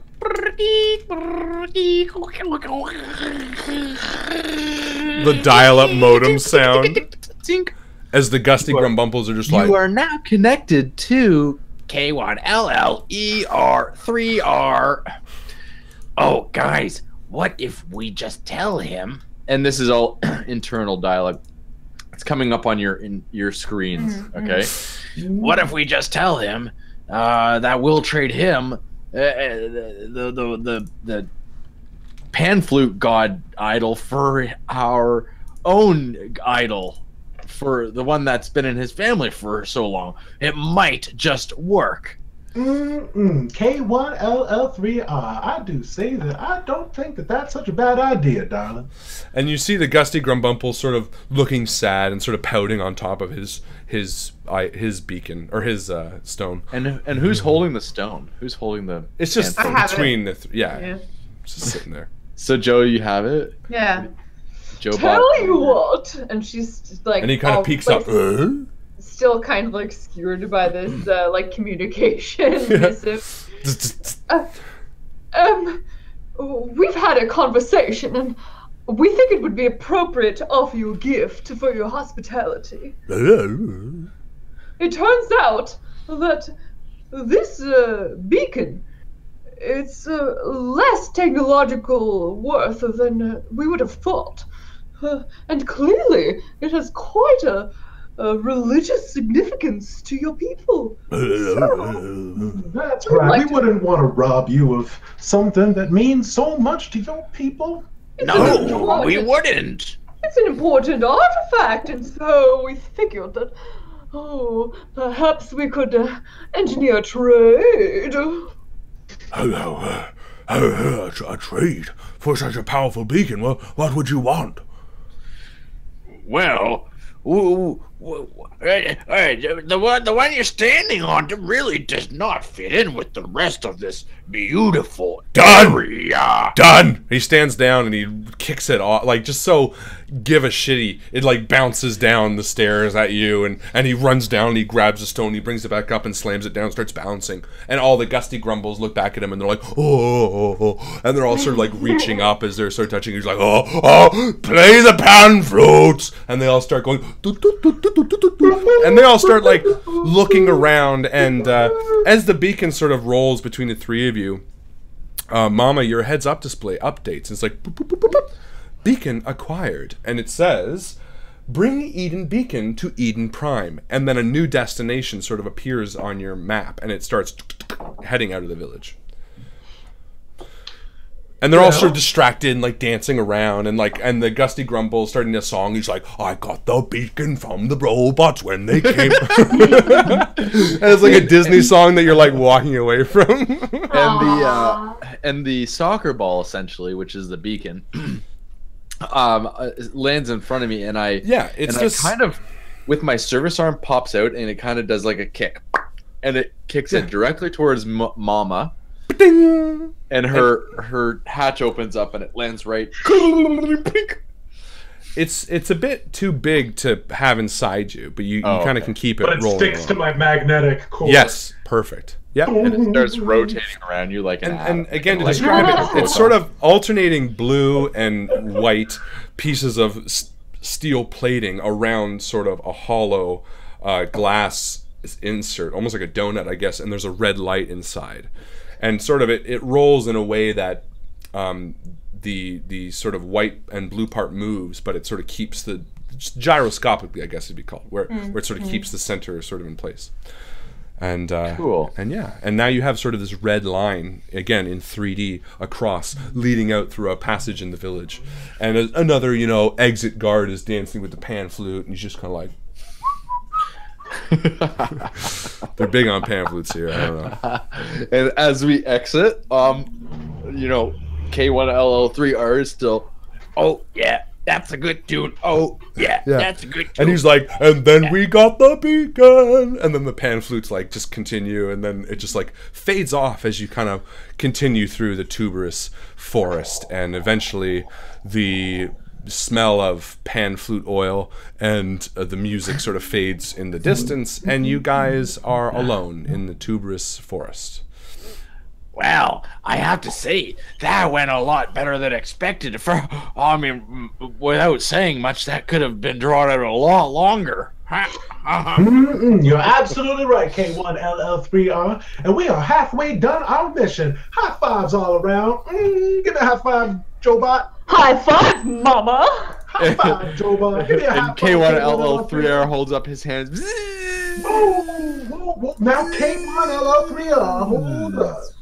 You do know that saw's gonna go right through my metal hand. Kind of wish that Oh happened. yes, of course. And then that's gonna mean no more pies for anybody. And then you hear like the little of my door open, and my little service hand comes out. Now Take the that's strong better. hand. So why don't we take our prime directive to Eden Prime? And you do, and you continue moving on. Let's do it. And you continue through the tuberous forest. And again, as you do, the tubers become getting shorter and shorter, and the purple begins to sort of fade. And eventually, the yellow, sort of mossy ground begins fading away to almost more of a slate, like a dark, dark, dark green starts filling the landscape, and it starts chipping down a bit. And the tubers begin going away, and they're replaced by almost these mushroom-like looking plants. And they grow tall, again, much taller than the two of you, but shorter than the the three of you, but shorter than the tubers. And as you do that, the air starts becoming thicker, again, sort of a light green. And you begin coming down, and you hear sort of like a bubbling. Yeah, it's perfect. Ew. That's delicious. And As you begin descending more and more as you're following the dotted line on your 3D display, and it becomes a bit ominous. The slate becomes sort of squishy beneath your feet, and the mushrooms become crowded, hiding the purple sun from you, and the air becomes thick, and you see little creatures scuttering up the sides of the mushrooms, and you see holes in the mushrooms and little bushels of the mushrooms sort of growing from everywhere, and the mushrooms look odd and dangerous. Some of them look almost like they have claws on them. And as you begin heading towards deeper into this sort of area, you feel eyes watching you. Oh, I don't know, guys. Where are we headed, Navigator? Well, we are headed to Eden Prime, which is, if we just follow this red line here, we're gonna get there. But my senses are picking up visual sensation from the surroundings. Yes, Mama, there are anomalies in this mushroom forest all around. And, anomalies, indeed. As you are looking down and you say, "Oh, we just have to follow the red line," you sort of stop as the slate sort of gives way to this deep, wide marsh. It's sort of almost a lake. It begins getting deeper. The water itself is sort of this murkiness, and the three of you sort of boop, stop, bumping into each other as you see the red line continue across this completely sunken field. My gears would not be happy in there, and my engine certainly will not run with water in it. Oh, this is not gonna be good. That makes two of us.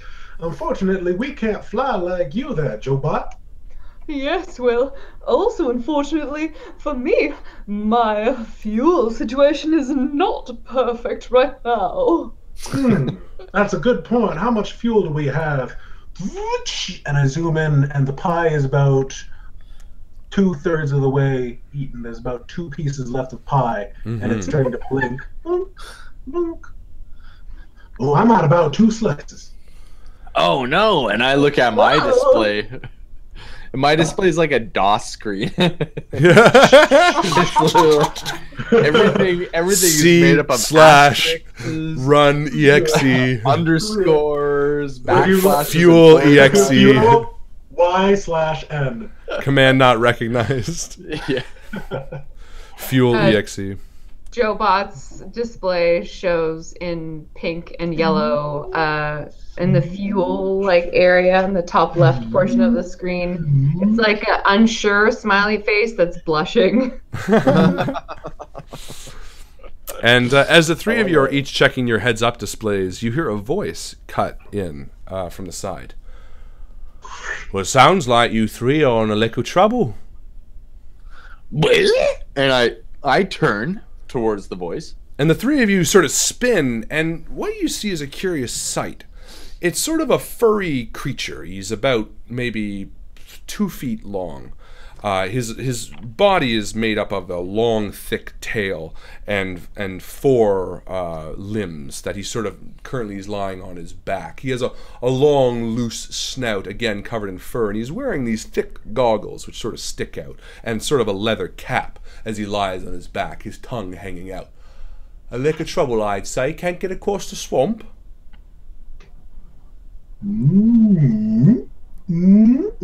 I turn to Joe. I'm talking to you, Free. Can you not get across the swamp? Oh, well, we were planning on crossing the swamp, yes. And we're just trying to figure out, because we don't have too much fuel to go around in other ways. Oh, well, I hear you. And he sort of flips over on his back and sort of scups along. And he's got a little bit of a prance to him as he sort of rounds you. And he's shorter than the three of you. And he sort of rubs along each of you as he sort of comes around. And again, his sort of snout is, as he comes up to you, sort of sticks on you and sort of runs all over your faceplate, Joe Bot. He sort of just like cleans it almost as he smells it. Oh! Oh, you three don't smell like anything I've ever smelt in this area. Where are you from? Well, I don't rightly know. Oh, Mom? Unfortunately, my backlogs were wiped, and I don't know where we come from either. But all I know is that we have to go to Eden Prime. Mm-hmm. Oh, really? All right. Well, I don't know where that is, but you three seem like an all right sort. I liked hearing you talk about your fuel. I could use a little bit of fuel myself, if you know what I mean. And he rolls over on his back, and you see his tummy is sort of like sunken. He's like, I've been stuck in this goddamn swamp for way too long. Look at this. And he looks down at his bare little belly. He's got a little grumble to it. I got this NPC. And he flips back over and he says, what's all your names then? My name is K1LL3R, and perhaps I could do something about repairing that sunken belly of yours. And he's still got his belly. He's like, repairing in what way? You can fill it? Oh yeah, we can absolutely fill it. And I start looking around, and in sort of a distracted way, I wander off towards. So you fill my belly, I'll along help you. the edge. And what's your name? And he My looks to you. name's Jobot. It's lovely to meet you. Oh, and you? My name is Mama. M-O-M-A, which stands for something that I've forgotten. Well, and he hops over real quick and says, Grinkle Turnswalk's my name, and I'm a pleasure to meet you three, especially if you're going to get me some grub. Like I said, I've been stuck in this goddamn swamp for way too long, but if you fill my belly, I can get you across. No problem whatsoever. I've gotten many people across, he says, and his snout sort of has a mind of its own. It sort of brushes like a little bit of dirt from his lens as it goes back down. He says, why you say you're getting to Eden Prime, and why is it on the other side of the swamp? Now, I don't know much about the whys or the hows. All I know is the that's, and we've got that to do. I don't know if that makes too much sense. Either way, Grinkle, what sort of things do you like to eat? Oh, I'll eat anything, really. I've been trying to hunt one of them, you know those little... And he kind of looks up and says, oh, there's one now. And there's a creature flying towards you. Joe, describe it for me. It kind of looks like if you crossed a bat with a sloth. So it's like medium-sized, long hair, kind of bored face. It's like flying through the air. With kind of rambunctious wings, it got big leathery ears, and kind of long legs that are dangling down, almost dragging in the dirty water in the swamp below. Perfect. And community, what's the name of this creature as it's flying towards them? You didn't get to name this guy, unfortunately. It was an NPC. Sorry, this was not a creature. This is a person. Well, not really, but so give me the names of these sloth bat creatures. And he kind of looks up and he says, one of those I've been trying to get all day, but I can't quite get it. Every time I try climbing that tree, my nails just go right back down. And he's got little stubby fingers. He's like, I can't quite climb a tree. Just as at that moment, K1LL3R comes, buzzing back towards. Well, I've hopefully got you something that you can eat. And he's like, in his little and he looks down. Little tray, there's like a bunch of dirt and roots and sticks and random shit. Oh, that's so great. I come to a stop fast enough that it all kind of falls out. Whoa. Well, I mean, I don't. And he kind of picks it up with his little hand, and again, it's sort of like, not really easy for him. Well, it's not, I don't mean to look give horse in the mouth, but I mean, like, if I was looking for sticks and stones, I would have found that a few times over. I need real food. Well. I mean, come on. Can't you eat this No, stuff? I can try. Yeah. That's come on, give it a try. He's not even trying. No, it's not bad. I could probably make it work a little bit. I mean, I've been chewing on them for a few days. So No, of course. None of this. I smack it out of the boy's hand. These damn people. They always eat. I'm turned to the other robots. I've never had anything to eat. I don't know what they eat. How am I supposed to know what they eat? Can they just eat anything? I'd kill anything with a wob tubble or a bottle skins.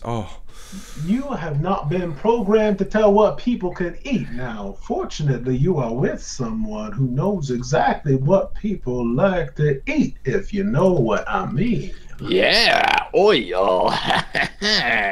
We gotta figure out how to catch one of those things up there. You ever figure out what those things were called? Oh, yes, I did. Those are called Blabber McFlappers.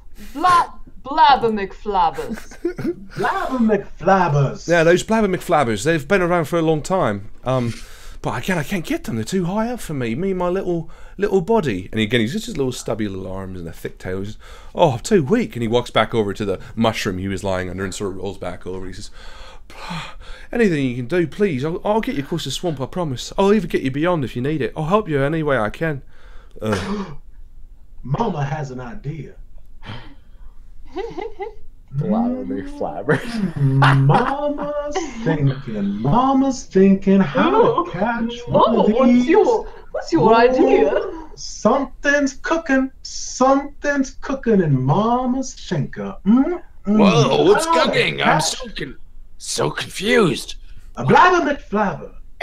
Now, I don't know much about these Blabber McFlabbers, but I do know one thing, is that a Blabber McFlabber cannot resist the smell of a freshly baked rhubarb pie. Now, they also can't resist apple pie, which happens to be my specialty.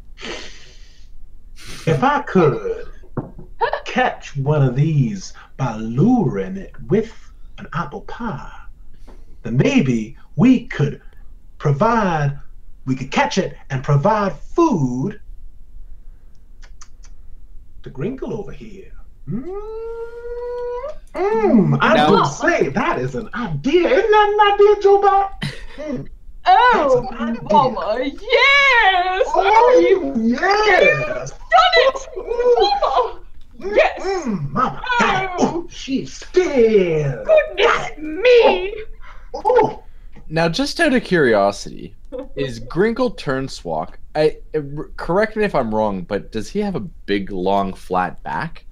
No, think of like a little, almost like a little dog's body with a thick tail, and like a little furry head, but like a long anteater snout that's little loose. It's like an otter mixed Sort with of. Alf. Yeah, but he's also with the snout, but he's also got like goggles and like a leather cap. And like a bit of a bandana tied around his neck, So almost. he's like fully capable of like standing and walking around. Fucking steampunk Alf otter. Yes, that walks on his own and speaks like this. So much better than Alf. Steampunk. What did you say? Steampunk Alf otter. Otter. But Right? the trunk is thinner than Alf. Not that weird Ripley. Whatever. Okay. I'm just letting you Close. know. I just want you. I want the vision to be so. Anteater otter. Yeah. Anteater otter. Anteater otter. I kind of like that. That's my middle name, actually. That's like my baby Gringua like- Anteater otter. Good. It's like my Are you baby baking the like- pie to lure them? Yeah, I'm baking a pie right as we speak. So the minute the smell comes, oh god, what is that? Oh, and he kind of sits up. Oh god, who's doing that? That's amazing. And he kind of walks over. Don't you worry, Grinkle. We are gonna get. He sort of some dramatically like crawls. Whoa, no! What are you baking? Is that shortening? Is that flour? Is Darling, don't you dare! Don't Is that an touch apple? her! No. But whatever you're making, I'll eat it. It smells so lovely. No. You said that you like them there grumble bumbles. not I the don't grumble care. I'm bumbles. just What are they? starving. You starving? We're gonna get you your favorite food. And we're gonna use That's this right. Oh, apple pie Oh, to catch you one of them And you beings. gumble bubbles. but and please. you beings, you like your food. You like your food cooked, don't you? And I it just smells so good. spark up a fire right there in front of me using the sticks and shit that I Oh, just gathered. good. We'll cook it. We'll cook it nice and crispy. Oh yes, it'll be very good. And he's like, his tongue is out, and he's like drooling as he's like looking at the pie cooking through the clear glass of your pie cooker. Now I do think the bait's almost ready. Here we go. Get ready to catch a Blabber McFlabber. Are you ready, Joe Bot? I have my confetti cannons ready!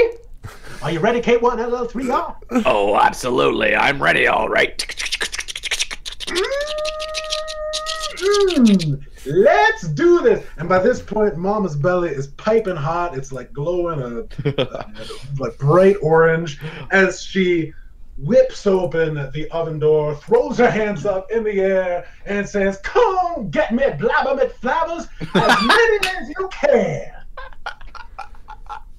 Somebody's got to cut that part of the video and just put it on its own. Yeah. Come on, Blabber McFlabbers. This whole game is just replete with like little clips. And the minute that door opens, Grinkle like sits up and lunges towards the pie, like in the oven, and just sinks his head deep into it and starts eating away, just bits of pie flicking everywhere. Just, oh god, oh so lovely, oh so hot, but so good. And it's just his entire face is just filled with it, and the steam is flying out. And as he's doing that, a Bumble McGrumble does come flying down. Blabber McFlabber.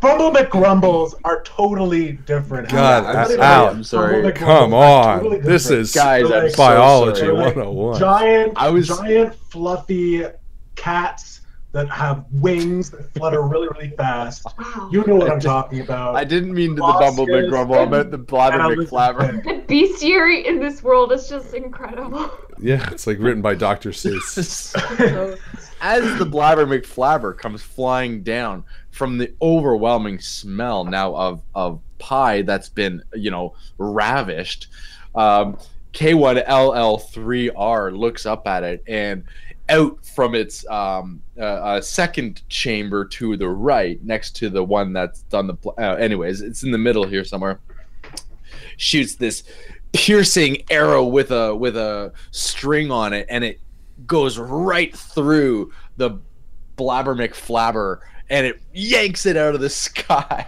and it comes down, and with one clean swipe, K1LL3R chops off its head.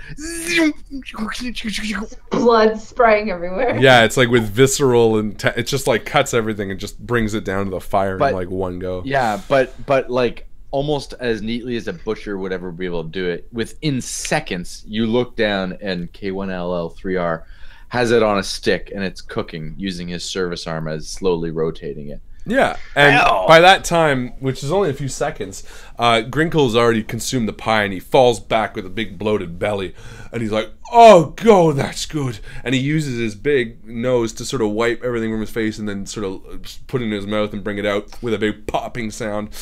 Oh my god, what on this planet? What on Eden was that? And his head is like black and singed. Oh yeah, but he's not even. And he just wipes. And my DOS heads up display is like blinking, looking at the Guacker. What's his name? Grinkle. At Grinkle, and Grinkle. it says it's got dessert with dashes through it, and then it says dinner is still blinking, and I'm like, Mr. Grinkle, your dinner is ready, and your dessert has already been consumed. So here you listen, are. love, that's as much as I could possibly eat. That was perfect. And he sits up and he says, "Mama, what was that? That was absolutely amazing." Well, now you just ate the bait for the Blabber McFlabbers. Ate that food. I'm sorry, but I'm sorry, but that was the best thing I've ever eaten. You can make that any time you want. Well, if I had known you liked apple pie, I would have given you that from the beginning. I'm sorry, I didn't know what it was. You're really wasting our resources here, as I am. I'm sorry. I'm no good for you guys. I'll just leave. And he sort of sadly tucks his tail down and puts his head down and begins walking away slowly. You don't want a Grinkle like me. You don't want one like me. Come on back. And he sort of stops. He says, "Listen, I'll be up with you. I was running with a bunch of friends, and they didn't. I was the lack. I was the run to the litter. You should see them. Their arms are 3 times as long as mine. They could walk through this swamp with no problem. They stopped because I couldn't make it to the swamp either. I know the way, but I couldn't do it alone. And they left me behind. And that's why I've been here ever since." Grinkle, you said that you could find a way through the swamp for us. Oh, of course I could, but I'd be left behind as well. there's no sense. I don't deserve to move on from this place. This is my home now, I suppose. And looking through my heads-up display, I can see that there is a pie right over Grinkle's face. And just like there's pies right over the other robots, it says, when I look at K1LL3R, it says leading potential. And then it looks over Jobot, it says leading potential. And then it looks over Grinkle and says stranger, and then it turns from the very eyes to leading potential. And he sort of looks up towards you. Well, we here are a group of robots, and I know one thing about you. That's that you are not a robot, but you can come with us anyway, and we can go to Eden Prime together. Oh, are you sure? I don't want to drag you guys down. You're such a well team. Look at the way he killed that thing. Blabber McFlabber. Blabber McFlabber, not a Rumble McGrumble. Well, around here we call them Rumble McGumbles. That's your name. I don't know. Are you sure? I don't want to be another runt for your litter. Ain't no thing, Dingle Wing. We gonna take you with us. You're gonna get us out of this swamp. You're gonna come with us to Eden Prime, and I think we're gonna have a great time with it, aren't we, Jobot? Oh, well, if I know anything about anything besides being a Jobot, it's that when Mama decides that you're part of her party, then you'll just have to come along with her. So, Grinkle, please, make this easier for all of us, and just come with us. Please. Well, all right. And he stands up on his hinds, showing his big pie-filled belly for the first time. He belches, and it sort of shrinks a little bit. And he wipes his glasses and he straightens his bandana and he goes, "All right, I'll show you how to get across." And he walks down to the water and he says, "All right, well, I didn't have the dexterity to do this alone, but maybe together we can watch each other. These pods, see?" And he points, and there's big, large lily pads that are sort of sticking across. They're not just what they're there for. They're not just these pods, right? But every so often you can use them. If you're quick, you can jump between them, and they won't sink. You got to be real quick, though. I was never quick enough, but I think maybe we could do it. I think the four of us working together, I think we could do it. See?" And he points, and you can see there's sort of a number of pods between a large sort of stone, and then a number of pods between sort of a sunken mushroom, and then a number of pods before the far side. I think if we move quick enough and we move as a team, I think we can do it. And I'll go first. And he sort of tentatively stands towards the edge and then skips across, and you can see he lands on the first one and he's a bit nervous, and it starts sinking, and he turns back and he jumps to the next one and the next one, and then he stops at the stone and he turns around. I did it! I did it! We can do it! Come on! Oh, good show! I do say, Grinkle, well done! This gives me heart! Oh, all right. Here I go.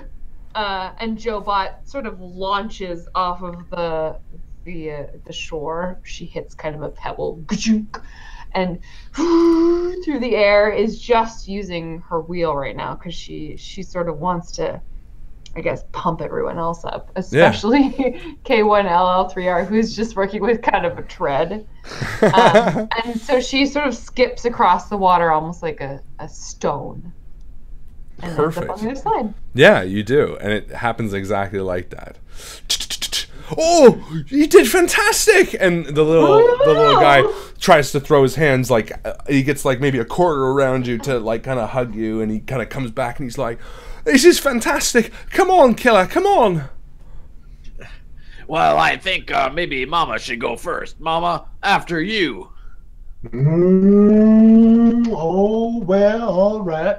I suppose I am the leader. I straighten my frock. And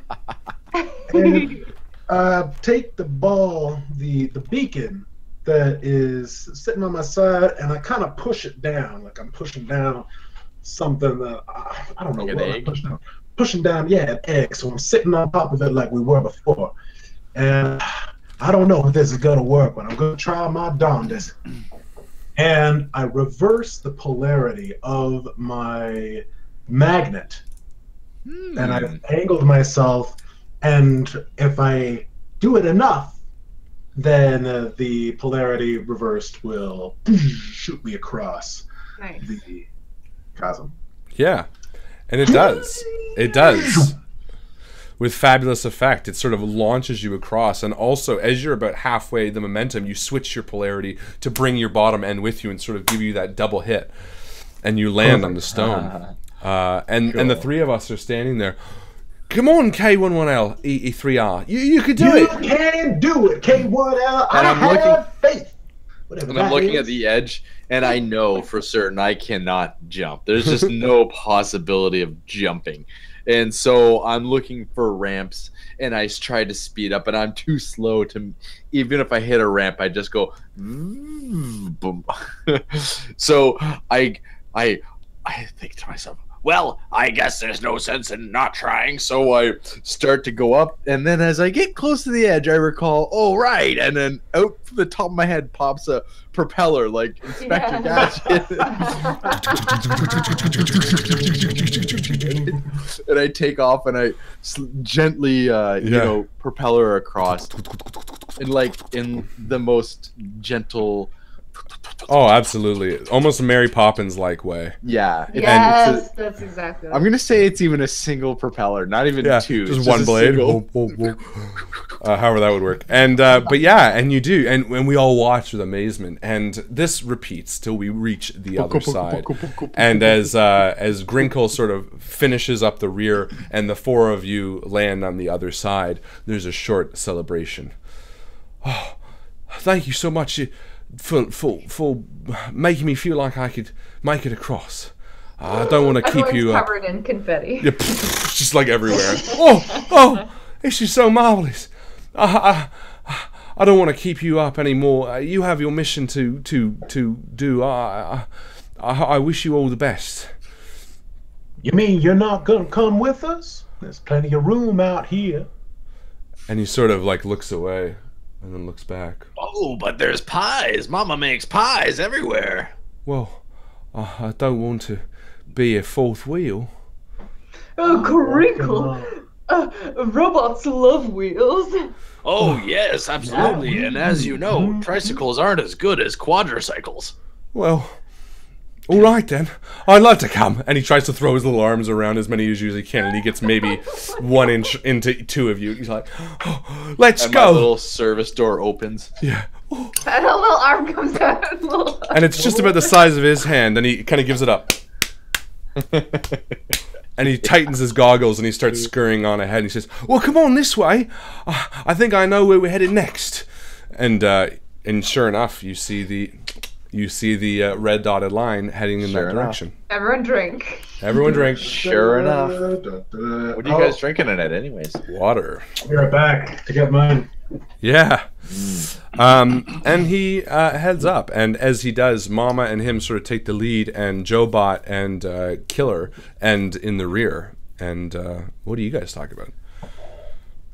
Well, it's lovely to have met such a hospitable creature here. Actually, everyone seems so jovial and really just lovely. Yes, in quite a strange land, there doesn't seem to be a robot in sight. It's very interesting. Oh, wouldn't you say? Yes, I can't wait to get to our goal. See what awaits us on the other side. Oh, yes, I'm sure there will be some sort of... What's that? We interrupt this program with a message from your favorite robotics company, K1LL. Pick up our new model, the 3R, for Lil Mike and Lil Susie. Why, that's me! They couldn't possibly be talking about me. I'm an old model. And then through the hologram. The K1LL3R is a beautiful designed robot that has everything from propeller helmets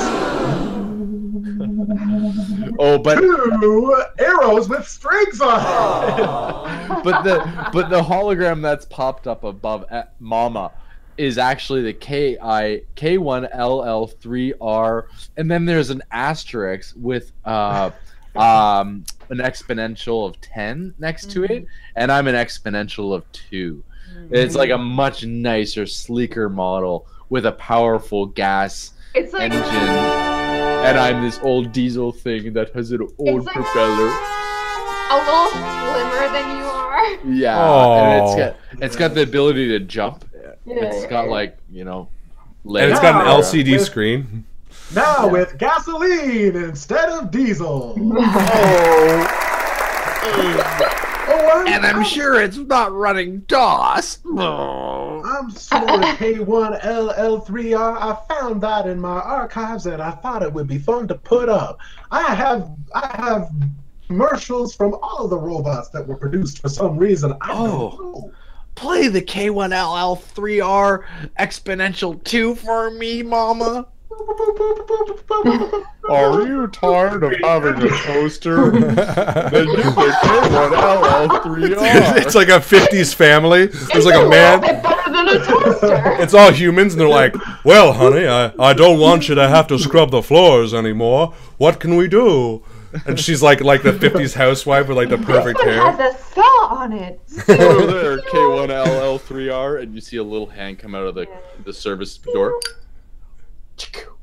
How does it work, mister? Well, good you should ask, because all you have to do is fill them up with gasoline, and they like pours like a tick, tick, tick, tick, tick, tick, tick, for like a long time. But is it easy enough for a woman to use? Well, I don't know, honey. Have you started to learn how to read? And then there's like a laughter in the audience. And the woman just like looks at the audience. Not yet. K1LL3R2. Because women can't do anything. The most sexist ad ever. God. Fuck. Very good. Terrible Look, we're times. almost there. So I guess And- we're making it across the swamp. Yeah. Yeah, the mushroom trees begin sort of fading out, and cheeks hurt.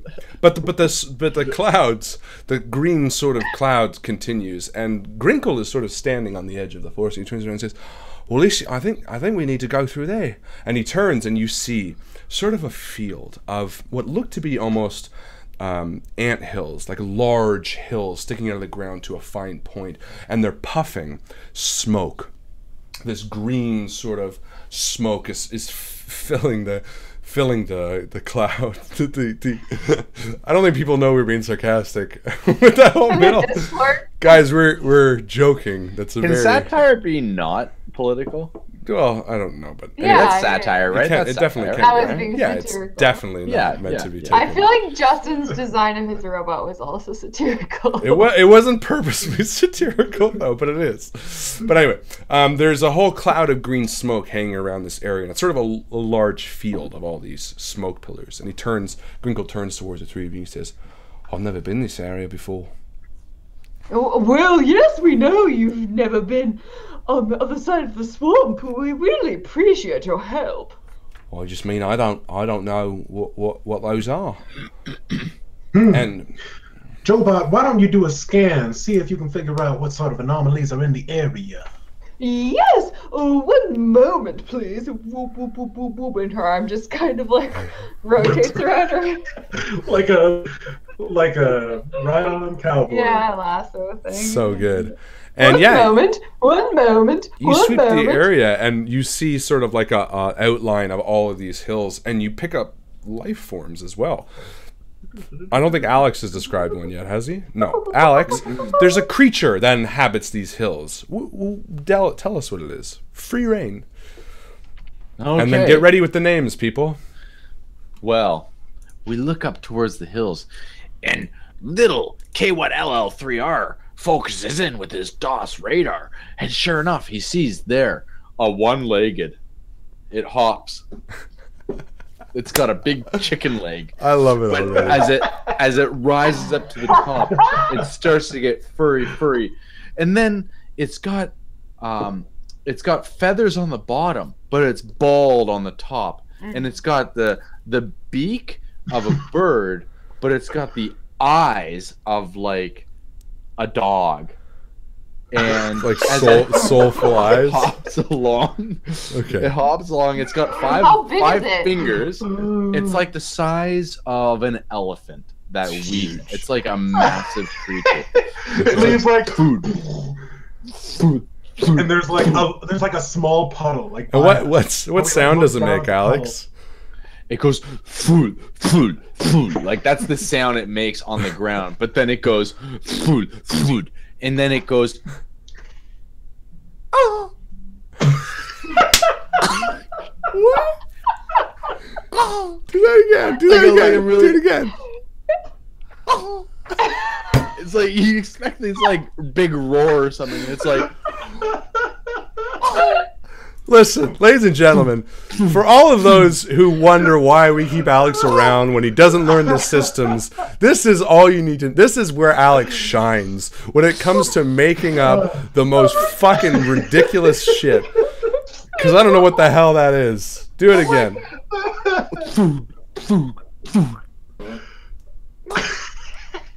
That's so good. That was a quiet one. Okay, so that's what you see. And give me a 1D, let's see, 1, 2, 3, 4, 5, 6, 7, 8. 1D8 right now. I only see 8. That's a 6. 6. 1, 2, 3, 4, 5, 6. We got the Floopin' Owen. Augen? I don't know. Floopin' Oofin? Augen? Augen, maybe? Mike, how do you pronounce that? Yeah, Mike, give us the pronunciation, please. Give us the phonetic spelling. O-U-G-H. Draft, tough. Draft is be not tough. with an O-U. Be tough, right? But with But a draft T, is so A-U-G-H. The G-H is on getting Uffin? at. The GH. Uffin? Floopin' Uffin? Uffin? I'm thinking Uffin. Floopin' Uffin? That's what I'm thinking. Uffin. I don't know. Mike's going to Floopin' tell us right now. Floopin' Uffin. Yeah. Uffin. Perfect. So the Floopin' Uffin is standing there. Jesus Christ. And there's like 7 of them. And there's 7 of them. And They are clearly unrelated to these tunnels. These like anthill you giant think so, tunnels. except their beaks are really long. And they all of a sudden, as you think there's nothing to do, they go down and they stick their beaks into it, and it just stays there. It's like comfortable. That's where What the fuck? I don't know. And Grinkle turns to me, he's like, well, that's probably the weirdest thing I've ever seen. Probably. And I live on this planet. He's old me. I've never seen that. That's insane. I don't even know what to do here. Ugh. Yes, neither do I. This is quite interesting, but I'm sure I could take one of them on. And Mama. K1LL3R starts walking towards, and it's like with his saw and his taser. No! Oh no, killer, no. Mama, where is the directive telling us to go specifically? And it's directly through, like just around these. Oh, I am terribly sorry. I don't know what happened. It seems my system shut down there for a second. Had a little bit of a crash, but I think I'm okay now. These old servo units aren't what they used to be, but I make do. What? Oh, nothing. Let's go. The direction, What's wrong? they were asking what direction are you heading, and you're going straight through. We're going straight through. I just passed out a little bit. So, That happens. do we even need to deal with these flooping orphans? Well, it's sort of like right around them, so you well, yeah, no, you don't have to. You do whatever you Can want. we just like deke in and out? These guys Sure. seem kind of dangerous. Oh my goodness. Oh! We're surrounded by everything. these things. Well, I suppose let's just try to move cautiously. Maybe they won't see us. Well, look, what? Yeah, all right. And Grinkle sort of goes right down on the ground and starts scooching along on his belly. This feels good on my belly, really. And he starts slinking through the ant eater type ant hills. the smokestacks rather. And are you all going as well? I'm assuming. Yes, we're gonna move as quiet Yes. as possible. I suggest we go quietly. Exactly my thinking. Pass, and as you do, you start heading towards a floopin' oofin. K1LL3R, K1LL3R, listen to me. The crazy bit of thing about Floopanoofans is they can't sneak. They have 1 foot. They're very obvious. Even though they're sneaking up on us. I was just gonna say though, if we're trying to be quiet, you have to stop the gears in your eyebrows. They make a lot of noise. What do you mean? And a giant floopin' oofin, which you're pretty close to, just sort of sweeps its head down and looks at you. And it does that, like right at you. And it's just waiting for something at you, killer. And my eyes are the only thing making noise. And it breathes on my face, and my screen goes all foggy and then not, and then all foggy and not. And I think to myself, if you don't make any movement, it won't know you're here. And then out from me shoots towards my connector cables to Mama. I'm gonna say and first roll and Joe calm. Roll calm. Is calm to like How many- if you're calm or if See if you can calm stay us? calm. in Gotcha. general. How many do I get to roll? You know how it works. As many as you can describe. Well, okay. I pause and I shut down my inner systems, so it's only my We're gonna say 1 die. damn it. 1? Not even 2? Just 1. And what do you need to get below? Oh, I need to get below a that's 2. a success. And yeah, you sort of stand there, and just before your oil jets shoot, you're like, and you kind of calm yourself, and the creature is like, oh, and then leans back up, and continues looking around, and you continue moving by. Yeah, similar to that thing. And yeah, you continue going by. And as you're reaching sort of the end of the smokestack hills, you see a baby oofin floofin, fucking floopin oofin. And it's stuck. And it's got its 1 foot stuck in a hole. And all the other floopin oofins are like sort of looking around. And it's kind of making that same cry. It's like, oh! Oh! And Grinkle sort of stops. He's like, I think that one needs help. I think he's stuck. Oh no, we must. Well, Mama, is there anything in our prime directives that designates we must help anything that comes across our path, or what should we do? I don't believe there is anything, Jobot. But there is some programming deep within the cores of my servo unit that are telling me that we should do something about this. Well, K1LL3R, I believe we must go and help this creature. Well, what do we need to do to help it? What do you think? Perhaps if you attach your communication arrow and your harpoon, and then we can reel it in.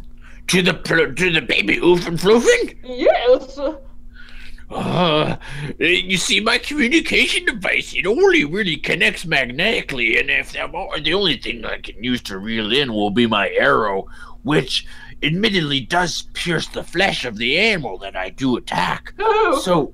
Oh, no. Also, I do have my jet-propelled rocket feet. But Yes. you don't have a lot of fuel.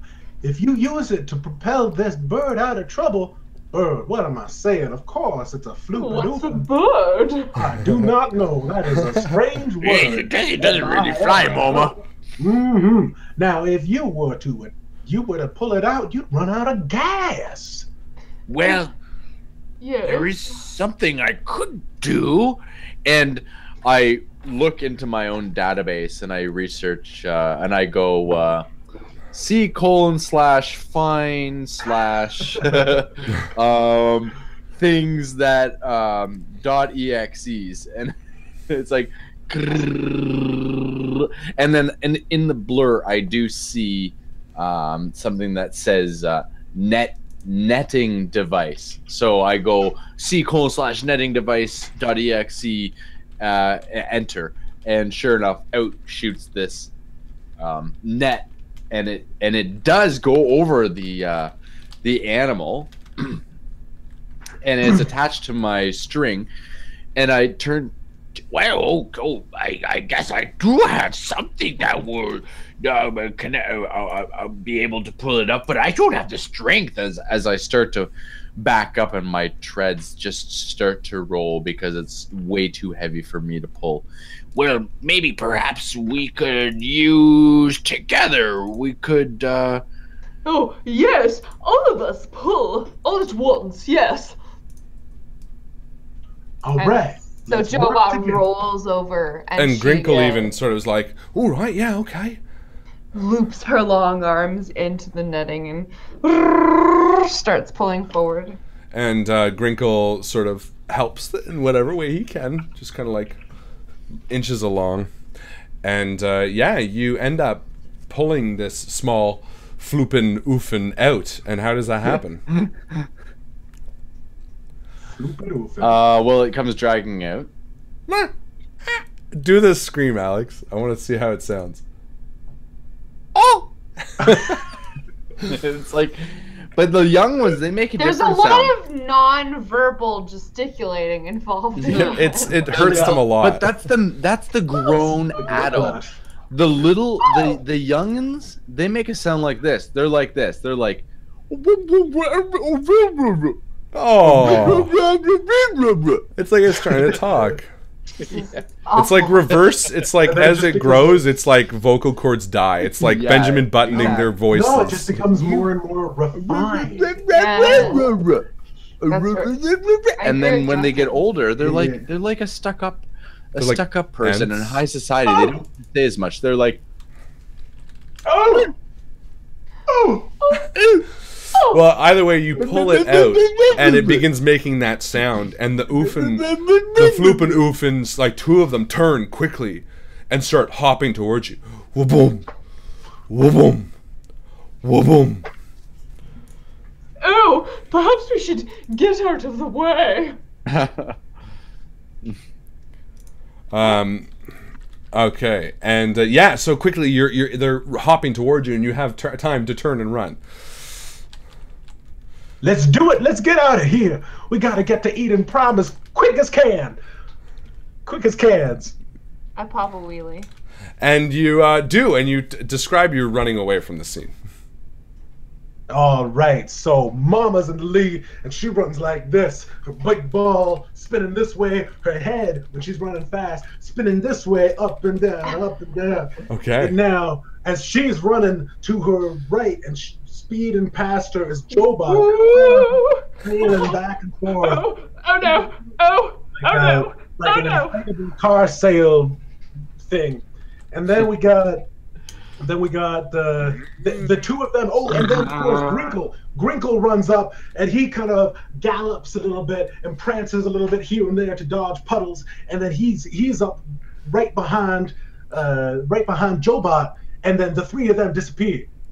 And it's just a blank. It's just a screen. And then slowly in the distance you hear.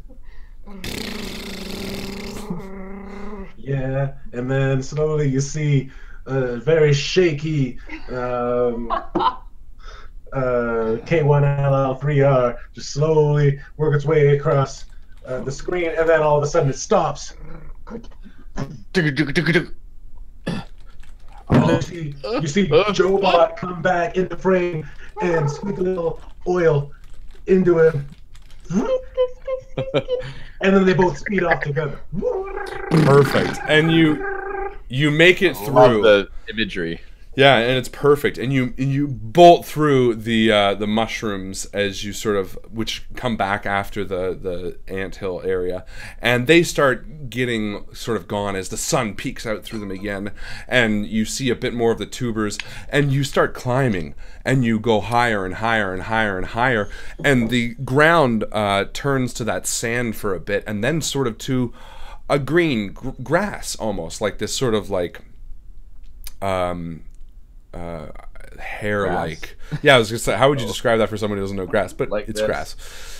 Ooh, greasy, sweaty, like ground. Yeah, greasy, Thinning. sweaty, hairy, thinning hair. And you race Yeah, up it's, like, and up weird. and higher, and all four of you sort of pouring through as the lines become thinner and thinner, and eventually you reach sort of this large wall, this large green stone wall. It's sort of this reflective stone, and a small cavern in it chiseled out of the wall, and you can kind of see the line leading in. And Grinkle sort of stops. He says, "Oh, this is farther than I've ever even been. I don't know if I should go any further. This is your mission to complete. I appreciate you bringing me along, but are you sure I should continue with you?" Why, of course, Grinkle. You joined us once. You stay with us until you decide to leave. All right? Well, This isn't up to us. It's up to you. all right. I think if this is what I think it is, it's the Crystal Caverns. What's that piece of paper you got there? Well, it's What not is that? mine. It's just magic. It's not me. But this is where they say the ghosts of the dead live. So we need to be very quiet when walking through. This reminds me of a movie I saw once. If I can just pull it up. And then some music starts playing. Da, da, da, da, da, da, da, da. And you see Viggo Mortensen, Orlando Bloom, and the dwarf. Yeah. Oh, Yeah, who's that? we did so Walking many in.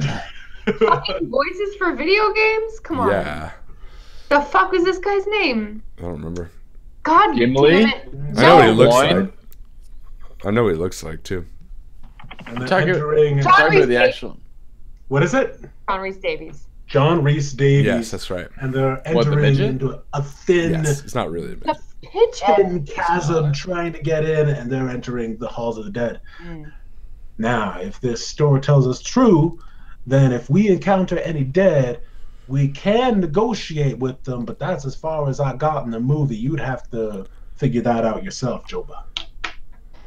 Oh, well, honestly, Grinkle, if you don't want to come with us, that is your purview, of course. As a creature of this planet that we have found ourselves on, you must ascribe to your culture and the own issues that just seem to be important to yourself.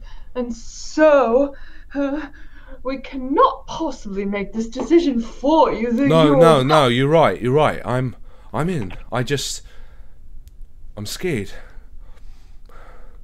I don't know what's beyond these cliffs. I don't know. I've never even heard what's beyond them. I'm just worried. That's all. But let's do it together. And he sort of sticks his little paw out. Well, I couldn't have said it better myself. And I put in a metallic hand on top of his. Neither could I. And then out pops my hand from my little service. I love that noise. Yeah, it's so Is good. that It's give so a good. Zippo? Yeah. Yeah. I figured. And Sorry. does Joe Bob put her hand in? Yeah, Joe Bot does the thing. Does the thing. That's And the you thing that we're all doing. you each do that, and then you move into the Crystal Caverns, and the light reflects off of these long sort of carved walls, and what you think is going to be sort of a deadly mystery is a very short passage. And as you exit, you see light. The once purple sun is now sort of a beautiful orange, and you see just endless beauty. This beautiful green sort of covers the skyline from above. Well, you exit out of the crystal caves, and you're sort of close to the top of what looks to be sort of like a branch, almost this wooden sort of branch that's jutting up towards the crystal wall. And you look down and you see darkness far, far below, and you sort of look to between each other, and you begin walking down this branch. And as you do, the leaves become thicker overhead, and you realize you're sort of entering a tree. This beautiful greenery is above you, and you move deeper and deeper into the tree, down a long, thick branch, which becomes thick enough to walk on, to the point where it's almost as wide as the two of, wide as four people could be fitting across. And you move further and further down, walking for such a long time, to the point where you almost completely forget where you are, that you're at the top of a tree. And there becomes a point where you hear music, and you smell fire, and you hear voices. And as you sort of exit a large cloud of leaves, you come across a small village further down along the wood of the tree. And after approaching, you see some eyes shoot up towards you, and there's these creatures, these sort of funny-looking creatures, some with fuzzy hair, some with long ears, all with long tails, with bright lights at the end. Each of them has this sort of glowing orb at the end of their tail, and after a few of them sort of discuss amongst each other, one of them, an older one, walks towards you holding a cane, and he introduces himself, and he says, I am Theodric. How can I help you? How have you come to our tree? Well, we three are robots sent from our director to obtain the Eden Beacon, and we were supposed to bring the Eden Beacon here. And we have it right here. And I pull the big metallic see-through object up into his face and turn off the polarity and sink it to the ground with a thud. And I hold it in front of him, and I say, are you the person I'm supposed to give this to? And I'm checking in my sensors. And of course, he's just a big pie in front of me. Yeah, and you can give me a research roll to find out what this creature's called. I don't know much. I don't know much about creatures. It'll just be a 1d6. Is it a research roll, or Yeah. is it a roll of... No, So it'll be a 1d6. I look the creature up and down to give my internal sensors as much information as possible while I do this research. And I see his feet have 3 toes, but they are 14 inches long. They are hairy at parts, but the hair creates a diamond shape on the top of his I'll give you foot. 3 die to roll. I'll give you 3 die All right. to roll. Okay. All right. Boom, boom, boom. I failed every one of them.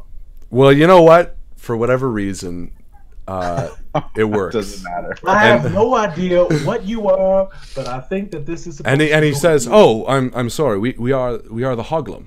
We live in this tree, the village of Ignis. We have lived here for our entire lives. We are but simple folk. We have no cause for war. We have no threat of injury. We stay well above the darkness below us. And for that we are eternally grateful. But you said you bring a beacon to us. Oh, I've heard nothing of this, but we are ones who believe in destiny, and if you must complete it, please. Let us not stand in your way." And he turns to address the other Hoglum, who are all sort of waiting eagerly, and he says, "Friends of the village of Ignis, we are here today greeted by 3 travelers from beyond, perhaps, and some say, do they come from the below? And he says, no, they come from the above. Let us allow them to complete their journey, and then perhaps we can speak with them and ask them all manner of questions." And he turns towards you. And off in the background you hear, "Oh, we have our own thing to do later." And yeah, you hear a few, and you hear a Scottish guy in the distance as well, and a guy that can't say R. Good. I think I'm out of here later. And the sort of area clears, and you're sort of in the center of this village, and there's the heart of the tree, as the Hoglin would call it, and there's a deep hole that sinks down directly straight down into the base of the tree. And Theodoric, stays with you as the others part, and he walks you towards. As Mama, you continue guiding, and you see that the beacon is telling you to bring the beacon directly to this hole. And he sort of guides you, listening to you, and he says, well, this is the heart of the tree. It leads directly down lower than the low. We believe it leads to the center of our planet. I'll leave you to your work. And he sort of parts. And as he does, your message is updated. And it says, plant Eden beacon in Eden Prime. Await detonation. What? And that's the message that you're greeted with. Give me 1 second here, folks. Hey, would you hold on to this for me, killer? K1LL3R? Hold on to this beacon here. Let me just double check my backlogs. Well, we And I must go back and I reconfirm. follow. We I haven't must told him follow yet. our prime directives. I haven't told him yet what the message was. I'm back Okay. to take a look at it. You hear as your innards buzz. I'm getting a New phone message. call. 1 second. Oh, I see. All right. Well, the Prime Directive is telling us a lot of things, even though it's only a few words. Oh, Nelly. Are you telling them what this is? I'm telling them this right Okay. now. I'm saying, Oh, Nelly. I don't understand. no, K1LL3R. Jobot, K1LL3R, come in close. What is it? I may be the leader of this group, but I don't believe that what we're supposed to be doing with this here beacon is what we should be doing with our, how I say, lives.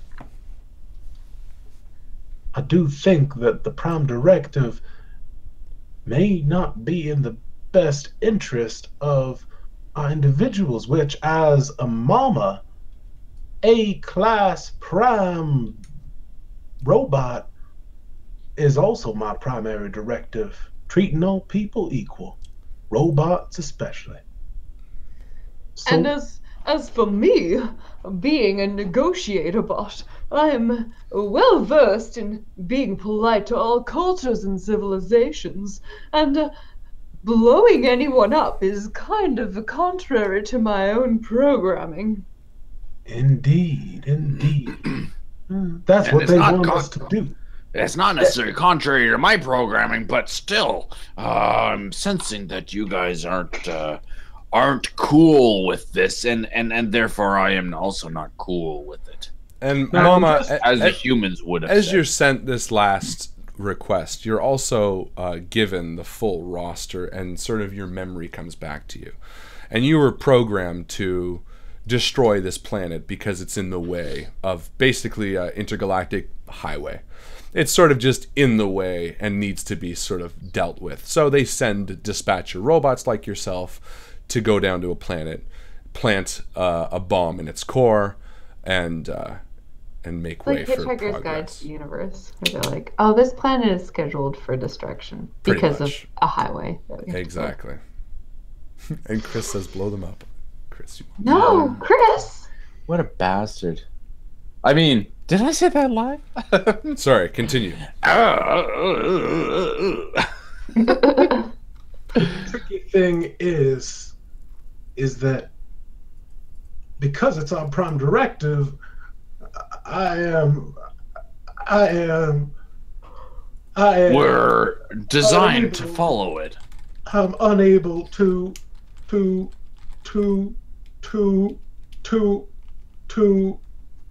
disregard. And she freezes there for a moment. But if I'm correct, and I launch out again my communication devices, my communication cord, And they stab the other two. and they connect electronically, magnetically. And Electromagnetically? Electromagnetically, yeah. Well, magnetically they attach to your outer bodies, but electromagnetically they're conversing. I know that I have the ability to essentially overwrite with my old hard drive, with my old hardware. I can overwrite the newer hardware because it's a much more basic, fundamental DOS-based system.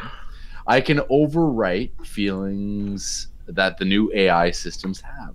I can overwrite emotions. I can overwrite. Basically, what I'm getting at is I can overwrite prime directive. You can. So I'm still standing there.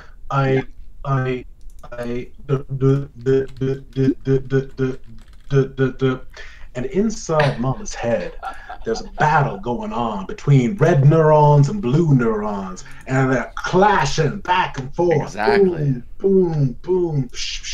And I'm the red As I'm neuron. frozen.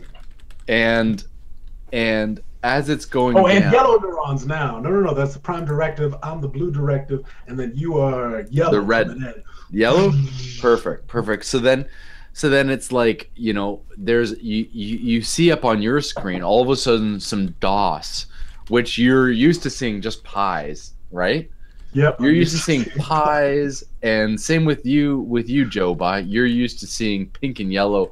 You're seeing this like strange black box with white text show up in the middle of your pink and blue screen. And I'm going to say, it's- as these screens sort of begin sort of forcing their way on you, Alex, I'm going to make you roll. Because I think you also should get a chance to fight your programming. And I'm going to have you roll the roll to end all rolls. Let's call it. Well, but come on, give me some credit here. I am. This is something I came up with. I think it's a very good. It's 2, a terrible 3, 4 result, maybe? but I give you that. They're going to get to roll a counter to try to not get obvious. So what am I getting? 4, 5, 6? Maybe? Actually, you know what? No, let's have them roll defense. That makes more sense. You two roll defense. You have defense of 3. I have a defense of 4. So unless you can. I succeed at all of them. Oh, perfect, Joe. No, that's a success. You want to get lower, Oh, I've succeeded. and you succeeded too, Justin. So they both negate your defenses, and not only that, Well- they realize what you're doing in hacking them. What are you doing? Well, I'm simply trying to help us come to the moral decision. After all, your systems were built. This is like, okay, can I just break this down for a second? Can I come out of character for just one moment?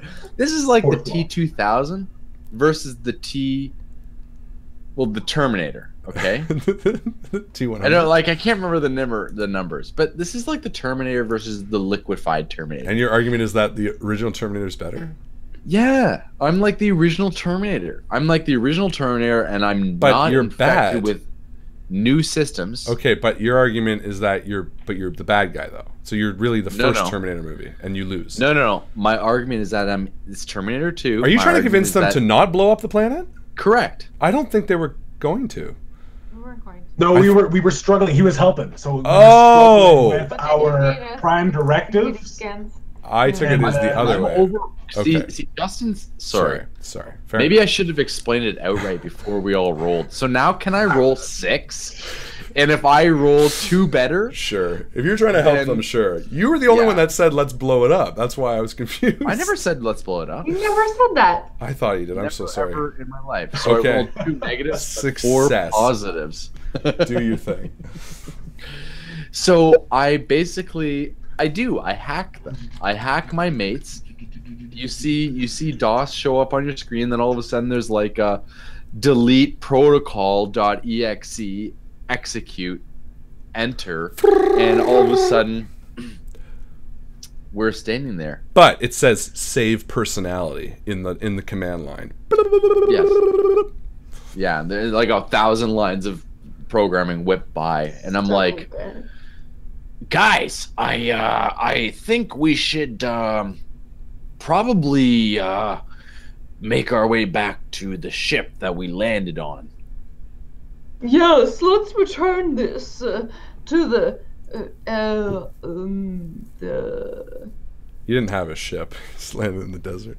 Well, perhaps we could. Well, now I'm the leader of this group here, and I say What were those things called? let's Stop typing shit. all of a sudden out of my service drawer, I pull out a little pan flute. And with my blower, I start going.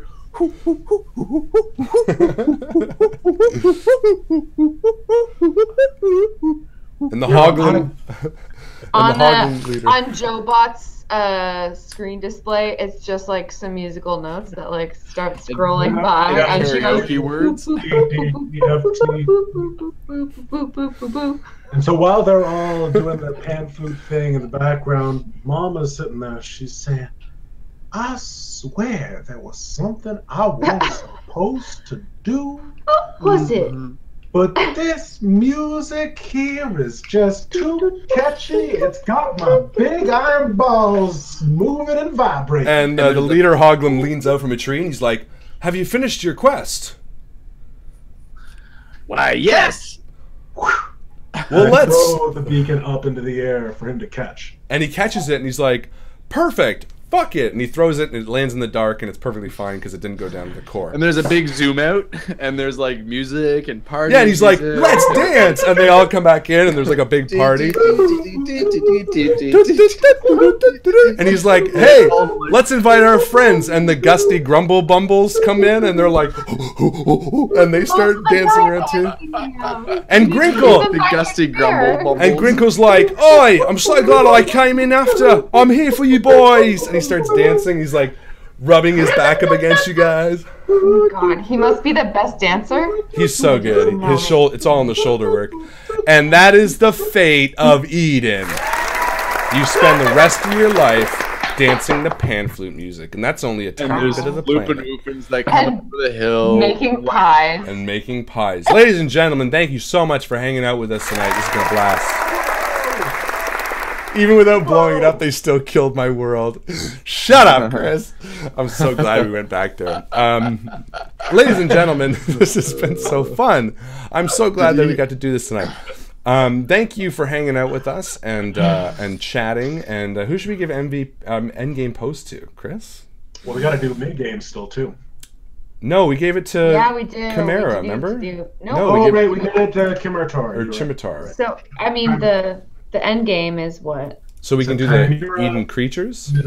Yeah, who What's that contributed? We did Mike K. Yeah. Mike the Johnny- bassist Johnny contributed a Ray. lot. Mike- we Mike did the bassist. Johnny, yeah.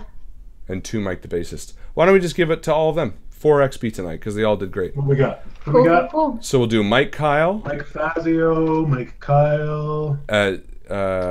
Johnny, John Regan, and Mike Fazio. Ray That's Ray. it, just 3, because Mike won twice. Fuck yeah. Fuck Sweet. yeah. Ladies and gentlemen, this was the Fate of Eden, a robot adventure with cute robots, and these guys did such a good job. Give them another round of applause. You guys did so good. Aw. Oh, You really did. yeah, You killed it. This was fun. This was a fun Such a setting to be in. good fucking way to spend 3 hours is like Pretending to be a silly robot. just such a good vacation. It's also a good Even- cardio workout. So much we didn't even do. God, my arms. Yeah. Good eyebrow workout for me. Yeah. Yeah. absolutely. Very good characters, guys. This was Good so fun. soul workout for me. Yeah. Good pie workout. Oh, I could go for a pie. Yeah, that's it from us. Ladies and gentlemen, I hope you have a fantastic night and a fantastic weekend. Yeah, I think that's it. I hope you guys like this video and maybe share it if you thought it was a lot of fun. And I hope you make the best of whatever the rest of the week's going to be for you. As my good friend, Joe Fallak, always likes to say, We make shit up. we make shit up, ladies and gentlemen. Good night. Nice one, guys.